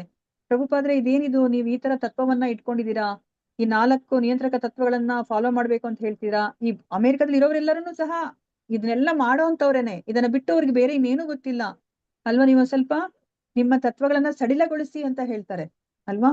ಆದ್ರೆ ಪ್ರಭುಪಾದ್ರು ನಾನು ಅದಕ್ಕೋಸ್ಕರ ಬಂದಿಲ್ಲ ನಾನು ಅಲ್ವಾ, ನನಗೆ ಏನು ಸತ್ಯ ಇದೆ ಅದನ್ನ ತಿಳಿಸಿಕೊಡ್ಲಿಕ್ಕೆ ನಾನು ಇಲ್ಲಿ ಬಂದಿರೋದು ಅಂತ ಹೇಳ್ತಾರೆ ಅಲ್ವಾ. ಸೊ ಅದೇ ತರ ಅವರು ಫಾಲೋನು ಸಹ ಮಾಡ್ತಾರೆ. ಕೊನೆಗೆ ಅವರ ಶಿಷ್ಯರು ಇದನ್ನೆಲ್ಲ ಅವರು ಜೀವನದಲ್ಲಿ ಅಳವಡಿಸ್ಕೊಂಡು ಅವರು ತಮ್ಮ ಜೀವನವನ್ನ ಅವರು ಪರಿಪೂರ್ಣಗೊಳಿಸ್ಕೊತಾರೆ ಅಲ್ವಾ? ಅಂದ್ರೆ ಅದಕ್ಕೇನೆ ಇಲ್ಲಿ ಹೇಳ್ತಾ ಇದಾರೆ ಈ ವಿಷಯವನ್ನ ಯಾರು ಪರಮನನ್ನ ಪೂಜೆ ಮಾಡಿದ್ರೆ ಒಂದು ಫಲ ಸಿಗುತ್ತೆ, ಪರಮನಲ್ಲದವನನ್ನ ಪೂಜೆ ಮಾಡಿದ್ರೆ ಮತ್ತೊಂದು ರೀತಿಯ ಫಲ ಸಿಗುತ್ತೆ ಅಂತ ಹೇಳ್ಬಿಟ್ಟು ಇದನ್ನ ಎಲ್ಲರಿಗೂ ಹೇಳಿಕ್ ಆಗೋದಿಲ್ಲ. ಯಾರು ಇವಾಗ ಧೀರರಿರ್ತಾರೆ, ಧೀರ ಆ ಸತ್ಯವನ್ನ ಯಾರು ಯಥಾವತ್ತಾಗಿ ಹೇಳ್ತಾರೋ ಅವ್ರಿಗೆ ಮಾತ್ರನೇ ಸಾಧ್ಯ. ಅದಕ್ಕೆ ನೋಡಿ ಇವಾಗ ಕ್ಲಾಸ್ ಅಲ್ಲಿ ಬಂದಾಗ ನಮ್ಗೆ ಯಾವಾಗ್ಲೂ ಎಷ್ಟು ಜನ ಬರ್ತಾರೆ ಡಿವೋಟೀಸ್ ತುಂಬಾ ಇಂಪಾರ್ಟೆಂಟ್ ಅಲ್ವಾ? ಸೊ ಅವಾಗ ಏನಾಗುತ್ತೆ, ನಾವು ಆ ಡಿವೋಟಿಗಳನ್ನ ಸಂತೋಷ ಪಡಿಸ್ಲಿಕ್ಕೆ ಇವಾಗ ಅವ್ರು ಬೇರೆ ಬೇರೆ ದೇವತೆಗಳ ಆರಾಧನೆಯನ್ನ ಮಾಡ್ತಾ ಇರ್ತಾರೆ. ನಾವಿವಾಗ ಸ್ಟಾರ್ಟಿಂಗ್ ಲೆವೆಲ್ 1 ಅಲ್ಲೇನೆ ನೀವು ಬೇರೆ ದೇವತೆಗಳ ಪೂಜೆನ ಮಾಡ್ಬೇಡಿ ಅಂದ್ರೆ ನೆಕ್ಸ್ಟ್ ಡೇನ ಯಾವ ಡಿವೋಟೀಸು ಬರೋದಿಲ್ಲ, ಎಲ್ಲರನ್ನು ಬಿಟ್ಟು ಹೋಗ್ಬಿಟ್ಟಿರ್ತಾರೆ. ಮತ್ತೆ ಸ್ವಲ್ಪ ಕೆಲವೇ ಜನಗಳೇ ಬರ್ತಾರೆ ನೆಕ್ಸ್ಟ್ ಕ್ಲಾಸ್ಗೆ. ಅದಕ್ಕೋಸ್ಕರ ನಾವು ಭಯಪಟ್ಟು ಆ ಒಂದು ಪರಮ ಸತ್ಯವನ್ನ ಅವ್ರಿಗೆ ಹೇಳ್ಕೊಡ್ಲಿಲ್ಲ ಅಂದಾಗ ಏನಾಗುತ್ತೆ, ನಾವು ಧೀರರಾಗೋದಿಲ್ಲ ಅಲ್ವಾ? ನಾವು ಅವ್ರನ್ನ ಮತ್ತೆ ವಂಚನೆಗೆ ಒಳಗಾಗುವಂಗ್ ಮಾಡ್ತೀವಿ. ನಾವ್ ಇದಕ್ಕಿಂತ ಮುಂಚೆ ನಾವು ತಿಳ್ಕೊಂಡ್ರ ಹಾಗೇನೆ ಯಾರು ವಂಚಿಸ್ತಾರೆ ಆ ಗುರು ಅವ್ರು ಏನಾಗುತ್ತೆ, ಅವರು ಅಂಧತಮ ಪ್ರದೇಶಕ್ಕೆ ನೂಕಲ್ಪಡ್ತಾರೆ ಅಂತ ಹೇಳ್ಬಿಟ್ಟು ಭಗವಂತ ಹೇಳ್ತಾರೆ ಅಲ್ವಾ? ಸೊ ಅವ್ರ ಪರಮಸತ್ಯ ಅಂದ್ರೆ ಇರೋದನ್ನ ಇದ್ದ ಹಾಗೆ ಯಥಾವತ್ತಾಗಿ ಅವ್ರು ಹೇಳ್ತಾ ಇಲ್ಲ. ಬೇರೆಯವರನ್ನ ಶಿಷ್ಯರನ್ನ ಹೆಚ್ಚು ಶಿಷ್ಯರನ್ನ ಮಾಡ್ಕೋಬೇಕು ಅಂತ ಹೇಳ್ಬಿಟ್ಟು ಅವ್ರ ಮನಸ್ಥಿತಿ ಇರೋದ್ರಿಂದ ಅವ್ರು ಇವಾಗ ಅಲ್ಲಿ ಸತ್ಯವನ್ನ ಮುಚ್ಚಾಕ್ತಾ ಇದ್ದಾರೆ ಅಲ್ವಾ? ಸೊ ಅದಕ್ಕೋಸ್ಕರ ಇಲ್ಲಿ ಧೀರರು ಮಾತ್ರನೇ ಈ ಒಂದು ಸತ್ಯವನ್ನ ಹೇಳಲಿಕ್ಕೆ ಸಾಧ್ಯ. ಭಗವದ್ಗೀತೆಯಲ್ಲೂ ಸಹ ಕೃಷ್ಣ ಸ್ಪಷ್ಟವಾಗಿ ಹೇಳ್ತಾ ಇದ್ದಾರೆ ಅಲ್ವಾ? ಏನನ್ನ ಹೇಳ್ತಾ ಇದ್ದಾರೆ ಅವರು? ಎಷ್ಟನೇ ಶ್ಲೋಕ ಇಲ್ಲಿ 9.25 ಹೇಳ್ತಾ ಇದಾರೆ ಅಲ್ವಾ? ಯಾಂತಿ ದೇವ ವ್ರತಾನ್ ದೇವಾನ್ ಪಿತೃನ್ ಯಾಂತಿ ಪಿತೃವ್ರತಾಃ ಭೂತಾನಿ ಯಾಂತಿ ಭೂತೇಜ್ಯ ಯಾಂತಿ ಮಧ್ಯಾಜಿನೋಪಿಮಾನ್ ಅಲ್ವಾ? ಯಾರು ದೇವತೆಗಳನ್ನ ಪೂಜೆ ಮಾಡಿದ್ರೆ ದೇವತೆಗಳ ಲೋಕಕ್ಕೆ ಹೋಗ್ತಾರೆ, ಪಿತೃಗಳನ್ನ ಪೂಜೆ ಮಾಡೋರು ಪಿತೃಲೋಕಕ್ಕೆ ಹೋಗ್ತಾರೆ ಅಲ್ವಾ? ಭೂತಾನಿ ಯಾಂತಿ ಭೂತೇಜ್ಯ, ಭೂತಗಳನ್ನ ಪೂಜೆ ಮಾಡೋರು ಭೂತಗಳ ಮಧ್ಯದಲ್ಲೇನೆ ಅವರು ಹುಟ್ಟುತ್ತಾರೆ ಅಲ್ವಾ? ಯಾಂತಿ ಮಧ್ಯಾಜಿನೋಪಿಮಾನ್, ಆದ್ರೆ ಯಾರು ನನ್ನನ್ನ ಪೂಜೆ ಮಾಡ್ತಾರೆ ಅವ್ರು ನನ್ನನ್ನ ಸೇರ್ತಾರೆ, ನನ್ನ ಬಳಿಗೆ ಬರ್ತಾರೆ ಅಂತ ಹೇಳ್ಬಿಟ್ಟು ಇಲ್ಲಿ ಕೃಷ್ಣ ಹೇಳ್ತಾ ಇದಾರೆ. ಅದನ್ನ ಅವ್ರು ಅರ್ಥನೇ ಮಾಡ್ಕೋತಾ ಇಲ್ಲ. ಮತ್ತೆ ಅವ್ರೇನ್ ಹೇಳ್ತಾ ಇದಾರೆ, ಯಾರನ್ ಬೇಕಾದ್ರೂ ಪೂಜೆ ಮಾಡಿ, ನಿಮ್ಗೆ ಅದರ ಫಲ ಒಂದೇ ಅಂತ ಹೇಳ್ಬಿಟ್ಟು ಆ ಒಂದು ಸಿದ್ಧಾಂತವನ್ನ ಅವರು ಹಾಡ್ತಾ ಇದ್ದಾರೆ. ಸೊ ಅದಕ್ಕೆ ನಮ್ಗೆ ಇಲ್ಲಿ ಪ್ರಭುಪಾದ್ರು ಏನ್ ಹೇಳ್ತಾ ಇದಾರೆ, ಧೀರರಿಗೆ ಮಾತ್ರನೇ ಈ ತರ ಸ್ಪಷ್ಟವಾಗಿ ಒಂದು ಜ್ಞಾನವನ್ನ ಕೊಡ್ಲಿಕ್ಕೆ ಸಾಧ್ಯ. ಮತ್ತೆ ಇಲ್ಲಿ ಈಶೋಪನಿಷತ್ತಲ್ಲಿ ಅದನ್ನ ಒಪ್ಕೋತಾ ಇದ್ದಾರೆ. ಭಗವದ್ಗೀತೆ 9.25 ಏನನ್ನ ಹೇಳಿದರೋ ಅದನ್ನೇ ಇಲ್ಲಿ ಈಶೋಪನಿಷತ್ ಈ ಶ್ಲೋಕ ಹೇಳ್ತಾ ಇದೆ. 13ನೇ ಶ್ಲೋಕನು ಅದನ್ನೇ ಹೇಳ್ತಾ ಇದೆ. ಸೊ ಚಂದ್ರನನ್ನ ಪೂಜೆ ಮಾಡಿದ್ರೆ ಚಂದ್ರಲೋಕಕ್ಕೆ ಹೋಗ್ತೀವಿ, ಸೂರ್ಯನನ್ನ ಪೂಜೆ ಮಾಡಿದ್ರೆ ಸೂರ್ಯಲೋಕಕ್ಕೆ ಹೋಗ್ತೀವಿ. ಸೊ ಇಲ್ಲ ನಾನು ಇಲ್ಲೇ ಅಂದ್ರೆ ರಾಜಕೀಯ ಮಾಡ್ಕೊಂಡು ಡೊಂಬರಾಟ ಆಡ್ಕೊಂಡಿದ್ರೆ ನಾವು ಇಲ್ಲೇ ಈ ಭೌತಿಕ ಪ್ರಪಂಚ ನೋಡಿ ಇಲ್ಲಿ ಹಾಳು ಲೋಕ ಅಂತ ಹೇಳ್ತಾ ಇದಾರೆ ಪ್ರಭುಪಾದ್ರು ಅಲ್ವಾ? ಸೊ ಇಲ್ಲಿ ಏನ್ ಹೇಳ್ತಾರೆ ಇಲ್ಲಿ, ದುಃಖಾಲಯಂ ಅಶಾಶ್ವತಂ, ಅಂತಹ ಒಂದು ಹಾಳು ಲೋಕದಲ್ಲಿ ನೀವು ಇರ್ಬೇಕು ಅನ್ಕೊಂಡ್ರೆ ಹಾಗೆ ನೀವು ಡೊಂಬರಾಟ ಹಾಡ್ಕೊಂಡು ಇರಿ, ರಾಜಕೀಯ ಡೊಂಬರಾಟ ಮಾಡ್ಕೊಂಡು ಇರಿ ಅಂತ ಹೇಳ್ಬಿಟ್ಟು ಇಲ್ಲಿ ಪ್ರಭುಪಾದ್ರು ಹೇಳ್ತಾ ಇದ್ದಾರೆ. ಸೊ ಇಲ್ಲಿ ಆ ಗುರುಗಳ ಬಗ್ಗೆ ನಮ್ಗೆ ಇಲ್ಲಿ ಮತ್ತೆ ಒಂದ್ ಸ್ವಲ್ಪ ಹೇಳ್ತಾ ಇದ್ದಾರೆ. ಎಂತಹ ಗುರು, ಹೇಗೆ ಅವರು ಅಂದ್ರೆ ಶಿಷ್ಯರಿಗೆ ಬೋಧನೆಯನ್ನ ಮಾಡ್ತಾರೆ, ಅವರ ಮನಸ್ಥಿತಿ ಯಾವ ತರ ಇರುತ್ತೆ ಅಂತ ಹೇಳ್ಬಿಟ್ಟು ಇಲ್ಲಿ ಹೇಳ್ತಾ ಇದ್ದಾರೆ. ನೋಡಿ ನಾವೆಲ್ಲ ಎಷ್ಟು ಪುಣ್ಯ ಮಾಡಿದೀವಿ, ನಾವು ಎಷ್ಟು ಪರಮಸತ್ಯ ಹೇಳುವಂತಹ ಒಂದು ಅಲ್ವಾ ಗುರುಗಳ ಬಳಿ ನಾವು ಇವಾಗ ಒಂದು ಜ್ಞಾನವನ್ನ ಪಡ್ಕೋತಾ ಇದೀವಿ. ಅಂದ್ರೆ ನಾವ್ ಎಷ್ಟು ಪುಣ್ಯ ಮಾಡಿದ್ರೆ ನಮ್ಗೆ ಈ ಒಂದು ಮಾರ್ಗ ಸಿಕ್ಬೇಕು, ಅದನ್ನ ನಾವ್ ಇಮ್ಯಾಜಿನ್ ಮಾಡ್ಕೊಳ್ಲಿಕ್ಕೂ ಸಹ ಆಗೋದಿಲ್ಲ. ಆಕ್ಚುಲಿ ನಾವು ಪ್ರಭುಪಾದರಿಗೆ ಎಷ್ಟು ಚಿರಋಣಿ ಆದ್ರೂ ಸಹ ನಾವು ಕಡಿಮೆನೇನೆ. ಹರೇ ಕೃಷ್ಣ. ಇದನ್ನ ಯಾರಾದ್ರೂ ಓದಿ ಈ ಪ್ಯಾರವನ್ನ. ಮಾತಾಜಿ ಓದಿ ಪ್ರಭುಜಿ. ಏನನ್ನಾದರೂ ಮಾಡೋದರಿಂದ ಇಲ್ಲವೇ ಯಾರನ್ನಾದರೂ ಪೂಜಿಸುವುದರಿಂದ ಏನನ್ನಾದರೂ ಮಾಡೋದರಿಂದ ಇಲ್ಲವೇ ಯಾರನ್ನಾದರೂ ಪೂಜಿಸುವುದರಿಂದ ಎಲ್ಲರೂ ಅದನ್ನೇ ಪಡೆಯುತ್ತಾರೆ ಎಂದು ಧರ್ಮ ಗ್ರಂಥಗಳಲ್ಲಿ ಎಲ್ಲೂ ಹೇಳಿಲ್ಲ. ಪರಂಪರೆಯ ಸಂಪರ್ಕವೇ ಇಲ್ಲದ ತಮಗೆ ತಾವೇ ಗುರುಗಳೆಂದು ಕರೆದುಕೊಳ್ಳುವವರಿಂದ ಅಂಥ ಮೂರ್ಖ ಸಿದ್ಧಾಂತಗಳು ಹುಟ್ಟಿಕೊಂಡಿವೆ. ಎಲ್ಲ ಮಾರ್ಗಗಳು ಒಂದೇ ಗಮ್ಯಸ್ಥಾನಕ್ಕೆ ಒಯ್ಯುತ್ತವೆ. ಮಾನವನು ದೇವತೆಗಳನ್ನು ಅಥವಾ ಪರಮ ಪ್ರಭುವನ್ನು ಅಥವಾ ಬೇರೆ ಇನ್ಯಾವುದನ್ನು ತನ್ನದೇ ಆದ ಉಪಾಸನಾ ಮಾರ್ಗದಿಂದ ಈ ಗುರಿ ಸಾಧನೆ ಮಾಡಬಹುದೆಂದು ಸದ್ಗುರು ಹೇಳುವುದಿಲ್ಲ. ಒಬ್ಬನು ತಾನು ಒಂದು ಸ್ಥಳಕ್ಕೆ ಹೋಗಬೇಕಾದರೆ ಅಲ್ಲಿಗೆ ಒಂದು ಟಿಕೆಟ್ ತೆಗೆದುಕೊಳ್ಳಬೇಕು ಎಂದು ಜನಸಾಮಾನ್ಯನಿಗೆ ಸುಲಭವಾಗಿ ಅರ್ಥವಾಗುತ್ತದೆ. ಕಲ್ಕತ್ತೆಗೆ ಟಿಕೆಟ್ ತೆಗೆದುಕೊಂಡವನು ಕಲ್ಕತ್ತೆಗೆ ಹೋಗಬಹುದೇ ಹೊರತು ಬೊಂಬಾಯಿಗಲ್ಲ. ಆದರೆ ಗುರುಗಳು ಎಂದು ಕರೆದುಕೊಳ್ಳುವವರು ಯಾವುದೇ ಅಥವಾ ಎಲ್ಲ ಟಿಕೆಟುಗಳಿಂದ ತಾವು ಒಬ್ಬರನ್ನು ಪರಮ ಪುರುಷನ ಬೆಳಿಗ್ಗೆ ಕರೆದೊಯ್ಯಬಲ್ಲೆವೆಂದು ಹೇಳುತ್ತಾರೆ. ಅಂಥ ಲೌಕಿಕವಾದ ಮತ್ತು ಹೊಂದಾಣಿಕೆಯ ಕೊಡುಗೆಗಳು ಅನೇಕ ಮೂರ್ಖರನ್ನು ಆಕರ್ಷಿಸುತ್ತವೆ. ಅವರು ಹೀಗೆ ಸೃಷ್ಟಿಸಿದ ಆಧ್ಯಾತ್ಮಿಕ ಸಾಕ್ಷಾತ್ಕಾರ ವಿಧಾನಗಳಿಂದ ಉಬ್ಬಿ ಹೋಗುತ್ತಾರೆ. ಆದರೆ ವೈದಿಕ ಉಪದೇಶಗಳು ಅವನ್ನು ಸಮರ್ಥಿಸುವುದಿಲ್ಲ. ಪರಂಪರಾಗತವಾದ ಸದ್ಗುರುವಿನಿಂದ ಜ್ಞಾನ ಪಡೆದರೆ ಒಬ್ಬನು ನೈಜ ವಸ್ತುವನ್ನು ಯಥಾವತ್ತಾಗಿ ಪಡೆಯಲು ಸಾಧ್ಯವಿಲ್ಲ. ಭಗವದ್ಗೀತೆಯಲ್ಲಿ ಕೃಷ್ಣನು ಅರ್ಜುನನಿಗೆ ಹೀಗೆ ಹೇಳುತ್ತಾನೆ: ಏವಂ ಪರಂಪರಾ ಪ್ರಾಪ್ತಂ ಇಮಂ ರಾಜರ್ಷಯೋ ವಿದುಃ ಸ ಕಾಲೇ ನೇಹ ಮಹತಾ ಯೋಗೋ ನಷ್ಟ ಪರಂತಪ. ಈ ಪರಮ ವಿದ್ಯೆಯು ಪರಂಪರೆಯಿಂದ ಬಂದುದು. ರಾಜರ್ಷಿಗಳು ಇದೇ ವಿಧಾನದಲ್ಲಿ ಅರಿತರು. ಆದರೆ ಕಾಲಕ್ರಮೇಣ ಈ ಪರಂಪರೆ ಭಗ್ನವಾಯಿತು. ಆದ್ದರಿಂದ ಈ ವಿದ್ಯೆ ನಷ್ಟವಾದಂತಿದೆ. ಹರೇ ಕೃಷ್ಣ ಮಾತಾಜಿ. ನೋಡಿ, ಹರೇ ಕೃಷ್ಣ. ಧನ್ಯವಾದಗಳು ಪ್ರಭುಜಿ. ಸೊ ಇಲ್ಲಿ ಏನನ್ನ ಹೇಳ್ತಾ ಇದಾರೆ, ನಮ್ಮ ಧರ್ಮ ಗ್ರಂಥದಲ್ಲಿ ಎಲ್ಲೂ ಹೇಳಿಲ್ಲ ಆತರ ನೀವ್ ಯಾರನ್ನ ಪೂಜೆ ಮಾಡಿದ್ರು ಸಹ ನೀವು ಅಂದ್ರೆ ಒಂದೇ ಫಲವನ್ನ ಪಡಿತೀರಾ ಅಂತ ಹೇಳ್ಬಿಟ್ಟು ಯಾವ ಧರ್ಮ ಗ್ರಂಥದಲ್ಲೂ ಸಹ ಹೇಳಿಲ್ಲ. ಆದ್ರೆ ಇದು ಯಾಕೆ ಉಟ್ಕೊಂಡಿದೆ ಅಂತಂದ್ರೆ, ಈಗ ಗುರುಗಳು ಅವ್ರಿಗೆ ಪರಂಪರೆಯಲ್ಲಿ ಬಂದಿಲ್ಲ. ಆ ಗುರುಗಳು ಅವರಾಗವ್ರೇನೆ ಗುರುಗಳು ಅಂತ ಹೇಳ್ಬಿಟ್ಟು ಅವ್ರು ಘೋಷಿಸ್ಕೊಂಡಿದ್ದಾರೆ. ಸ್ವಯಂ ಘೋಷಿತ ಗುರುಗಳು ಅವರು. ಇಲ್ಲಿ ನಮಗ್ ಗೊತ್ತಿರೋ ಹಾಗೇನೆ ಆ ಪರಂಪರೆಗೆ ತುಂಬಾ ಒತ್ತನ್ನ ಕೊಡ್ತಾ ಇದ್ದಾರೆ. ಅದಕ್ಕೇನೆ ಇಲ್ಲಿ ಆ ಕೃಷ್ಣ ಏನ್ ಮಾಡ್ತಾರೆ, ಅವರು 4ನೇ ಅಧ್ಯಾಯದಲ್ಲಿ ಏನನ್ನ ಹೇಳ್ತಾರೆ? ಏವಂ ಪರಂಪರಾ ಪ್ರಾಪ್ತಂ ಇಮಂ ರಾಜರ್ಷಿಯೋ ವಿದುಃ ಸಕಾಲೇ ನೇಹ ಮಹತ ಯೋಗೋ ನಷ್ಟ ಪರಂತಪ ಅಂತ ಹೇಳ್ತಾರೆ ಅಲ್ವಾ. ಈ ಜ್ಞಾನವನ್ನ ನಾನು ಮೊದಲು ಸೂರ್ಯದೇವನಿಗೆ ನಾನು ವಿವಸ್ವಾನ್, ನಮ್ಮ ಸೂರ್ಯದೇವನ ಹೆಸರು ವಿವಸ್ವಾನಿಗೆ ಬೋಧಿಸಿದೆ. ವಿವಸ್ವಾನ್ ಏನ್ ಮಾಡಿದ್ರು, ಅದನ್ನ ಮನುಕುಲದ ತಂದೆಯಾದ ಮನುವಿಗೆ ಬೋಧಿಸಿದ್ರು. ಮನು ಏನ್ ಮಾಡ್ತಾರೆ, ಇಕ್ಷ್ವಾಕುವಿಗೆ ಅದನ್ನ ಬೋಧಿಸ್ತಾರೆ ಅಲ್ವಾ. ಈ ತರ ಅದು ಗುರು ಪರಂಪರೆಯಲ್ಲಿ ಸಾಕ್ತಾ ಹೋಯ್ತು. ಆದ್ರೆ ಕಾಲಕ್ರಮಣದಲ್ಲಿ ಅದು ನಷ್ಟ ಆದಂಗ ಅನ್ನಿಸ್ತು ಈ ವಿದ್ಯೆ. ಅದಕ್ಕೋಸ್ಕರ ನಾನು ನಿನಗೆ ಇವಾಗ ಬೋಧಿಸ್ತಾ ಇದ್ದೀನಿ ಅಂತ ಹೇಳ್ಬಿಟ್ಟು ಕೃಷ್ಣ ಹೇಳ್ತಾರೆ. ಅಂದ್ರೆ ಇಲ್ಲಿ ಏನನ್ನ ಅರ್ಥ ಮಾಡಿಸಿದ್ದಾರೆ ಕೃಷ್ಣ? ಇದನ್ನ ಹೇಳ್ತಾ ಏನ್ ಅರ್ಥ ಆಗ್ತಿದೆ ನಮ್ಗೆ? ಈ ಒಂದು ಶ್ಲೋಕದಿಂದ ಏನ್ ಅರ್ಥ ಆಗತ್ತೆ?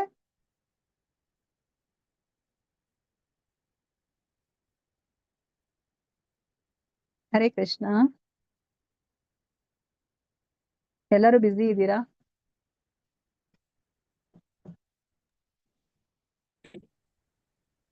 ಮಾತಾಜಿ. ಹಾ ಪ್ರಭುಜಿ, ನಾನು ಹೇಳ್ತಿರೋದೇ ಅರ್ಥ ಆಗ್ತಾ ಇಲ್ವಾ? ಇಲ್ಲ ಮಾತಾಜ. ಮಾತಾಜಿ, ಈ ವಿದ್ಯೆ ನಷ್ಟ ಆದ್ರೆ ಭಗವಂತನೇ ಸ್ವಯಂ ಅದನ್ನ ಬೋಧನೆ ಮಾಡ್ತಾರೆ ಬಂದು ಅಂತ. ಈ ವಿದ್ಯೆಯನ್ನ ಗುರುವಿನ ಮಾತ್ರನೇ ಪಡೆಯಕ್ ಸಾಧ್ಯ, ಒಬ್ರೆ ಸ್ವಂತವಾಗಿ ಪಡೆಯೋದಕ್ಕೆ ಸಾಧ್ಯ ಇಲ್ಲ. ಹಾ ಅಲ್ವಾ. ಸೊ ನಾವು ಆ ಗುರು ಪರಂಪರೆ ನಾವ್ ಈ ಜ್ಞಾನವನ್ನ ಪಡ್ಕೋಬೇಕು. ಅದಕ್ಕೇನೆ ನೋಡಿ, ಏನು ಕೃಷ್ಣನು ಸಹ ಅದನ್ನ ಅವರು ರಕ್ಷಣೆ ಮಾಡ್ಕೊಂಡ್ ಬರ್ತಾರೆ. ಆ ಗುರು ಪರಂಪರೆಯನ್ನ ಅಕಸ್ಮಾತ್ ಅದು ನಾಶ ಆಗಿದೆ ಅಂತಂದ್ರೆ ಸ್ವತಃ ಅವರೇ ಬರ್ತಾರೆ. ಇಲ್ಲ ಅಂತಂದ್ರೆ ಒಬ್ಬ ಗುರುಗಳನ್ನ ಕಳಿಸ್ತಾರೆ ಅಲ್ವಾ. ಮತ್ತೆ ಅದನ್ನ ಕಂಟಿನ್ಯೂ ಮಾಡ್ಕೊಂಡು ಹೋಗ್ಲಿಕ್ಕೆ ಅವರು ಸಹಾಯವನ್ನ ಮಾಡ್ತಾರೆ. ಇಲ್ಲಾಂದ್ರೆ ಅವರೇ ಬಂದ್ಬಿಡ್ತಾರೆ. ಅದನ್ನ ನಮ್ಗೆ ಇಲ್ಲಿ ಹೇಳ್ಕೊಡ್ತಾ ಇದ್ದಾರೆ. ಅಂದ್ರೆ ಇಲ್ಲಿ ಸ್ವಯಂ ಘೋಷಿತ ಗುರುಗಳು ಅವ್ರು ಹೇಳ್ಕೊತಾ ಇದ್ದಾರೆ ಅಲ್ವಾ.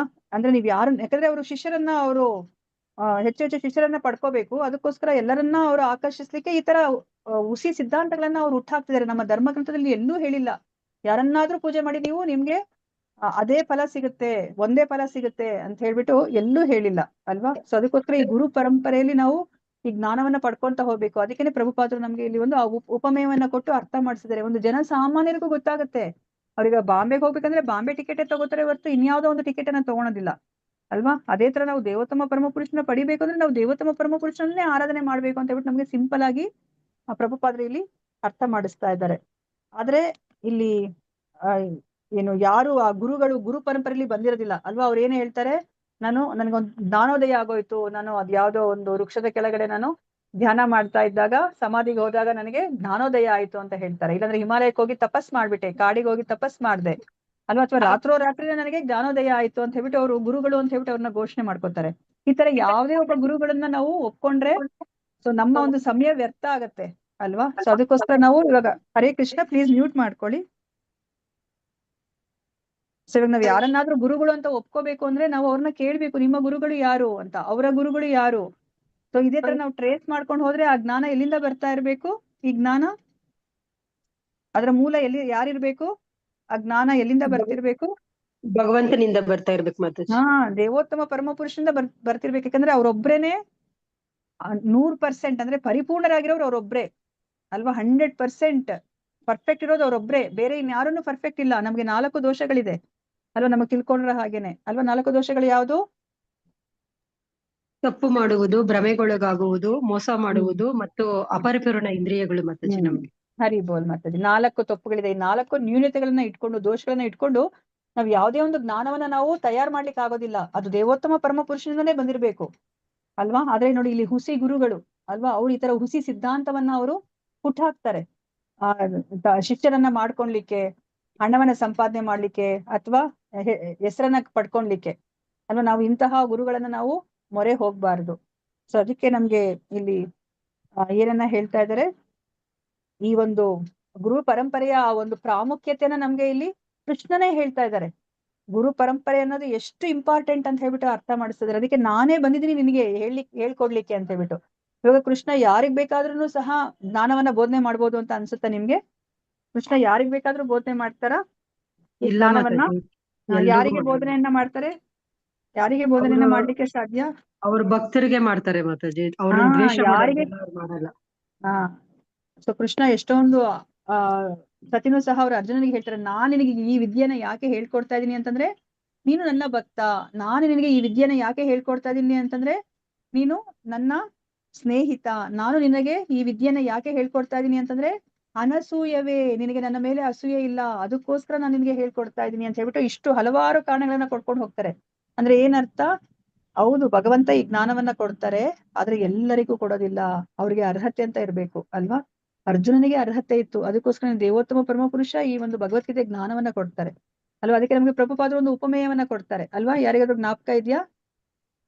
ಯಾರಿಗ್ ಬೇಕಾದ್ರೂ ನಾವು ಜ್ಞಾನವನ್ನ ಹೇಳ್ಕೊಡ್ಬೋದಾ ಅನ್ನೋದಕ್ಕೆ? ಹರೇ ಕೃಷ್ಣ. ಇದನ್ನ ನಾವು ಲೆವೆಲ್ 1 ಅಲ್ಲಿ ಯಾವಾಗ್ಲೂ ಹೇಳ್ತಾ ಇರ್ತೀವಿ ಅರ್ಥ ಮಾಡಿಸ್ಲಿಕ್ಕೆ. ಹರೇ ಕೃಷ್ಣ. ಜ್ಞಾಪಕ ಬಂತ ಯಾರಿಗಾದ್ರೂ? ಇಲ್ಲ ಮಾಡ್ತೀನಿ. ಇವಾಗ ಮನೆಯಲ್ಲಿ ಅತ್ತೆ, ಮಗಳು, ಸೊಸೆ ಎಲ್ಲ ಇದ್ದಾಗ ಅತ್ತೆ ಇವಾಗ ಸೊಸೆಗೆ ಏನನ್ನಾದ್ರೂ ಹೇಳ್ಬೇಕು ಅಲ್ವಾ, ಅವಳು ನೇರವಾಗಿ ಹೇಳ್ತಾಳ ಸೊಸೆಗೆ? ಅತ್ತೆ ಮಾತಾಜಿ ಮಗಳಿಗೆ ಹೇಳ್ತಾಳೆ ಫಸ್ಟ್, ಸೊಸೆ ಕಲ್ತ್ಕೊಂಡ್ಲಿ ಅಂತ ಹೇಳ್ತಾರೆ. ಮಗಳಿಗೆ ಬುದ್ಧಿವಾದ ಹೇಳ್ತಾಳೆ ಅಲ್ವಾ.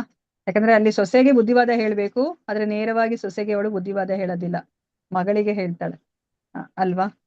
ಸೊ ಅದೇ ತರನೇ ಇಲ್ಲಿ ಭಗವಂತ ಯಾರಿಗೆ ಈ ಒಂದು ಜ್ಞಾನವನ್ನ ಕೊಡ್ತಾರೆ ಅಂತಂದ್ರೆ ಯಾರು ದೇವೋತ್ತಮ ಪರಮಪುರುಷನ ಸ್ಥಾನವನ್ನ ಅರ್ಥ ಮಾಡ್ಕೊಂಡಿದ್ದಾರೆ, ಯಾರು ಭಕ್ತರೋ, ಯಾರು ಅಸೂಯೆಯನ್ನ ಪಡೋದಿಲ್ವ ಭಗವಂತನಿಗೆ, ಅವರು ಅರ್ಹತೆಯನ್ನ ಪಡ್ಕೊಂಡಿದ್ದಾರೆ ಈ ಭಗವಂತನಿಂದ ಜ್ಞಾನವನ್ನ ಪಡ್ಕೊಳ್ಲಿಕ್ಕೆ ಅಲ್ವಾ.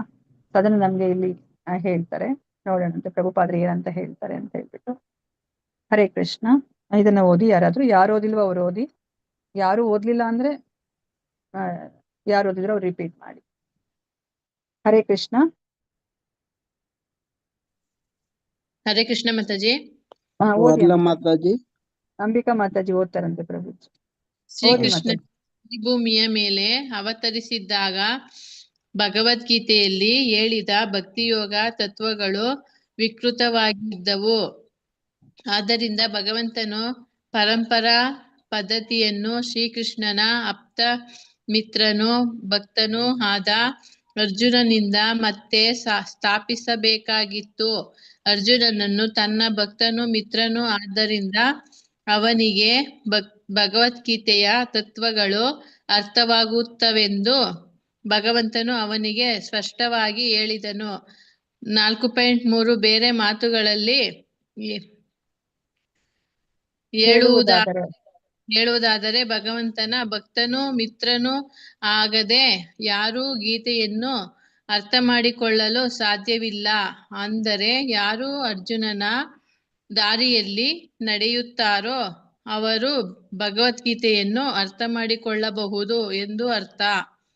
ಶ್ರೀಕೃಷ್ಣನು ಅರ್ಜುನನಿಗೆ ನೀಡಿದ ಉಪದೇಶಗಳ ಗಂಧಗಾಳಿ ಗೊತ್ತಿಲ್ಲದ ಈ ಲೋಕೋತ್ತರ ಸಂವಾದಕ್ಕೆ ವ್ಯಾಖ್ಯಾನ ಹೇಳುವವರು ಅನುವಾದಕರು ಈಗ ಅನೇಕರಿದ್ದಾರೆ. ಅಂತ ವ್ಯಾಖ್ಯಾನಕಾರರು ಭಗವದ್ಗೀತೆಯ ಶ್ಲೋಕಗಳಿಗೆ ತಮ್ಮದೇ ಆದ ರೀತಿಯಲ್ಲಿ ವ್ಯಾಖ್ಯಾನ ನೀಡಿ ಧರ್ಮಶಾಸ್ತ್ರದ ಹೆಸರಿನಲ್ಲಿ ಎಲ್ಲ ಬಗೆಯ ಕಗ್ಗವನ್ನು ಹೇಳುತ್ತಾರೆ.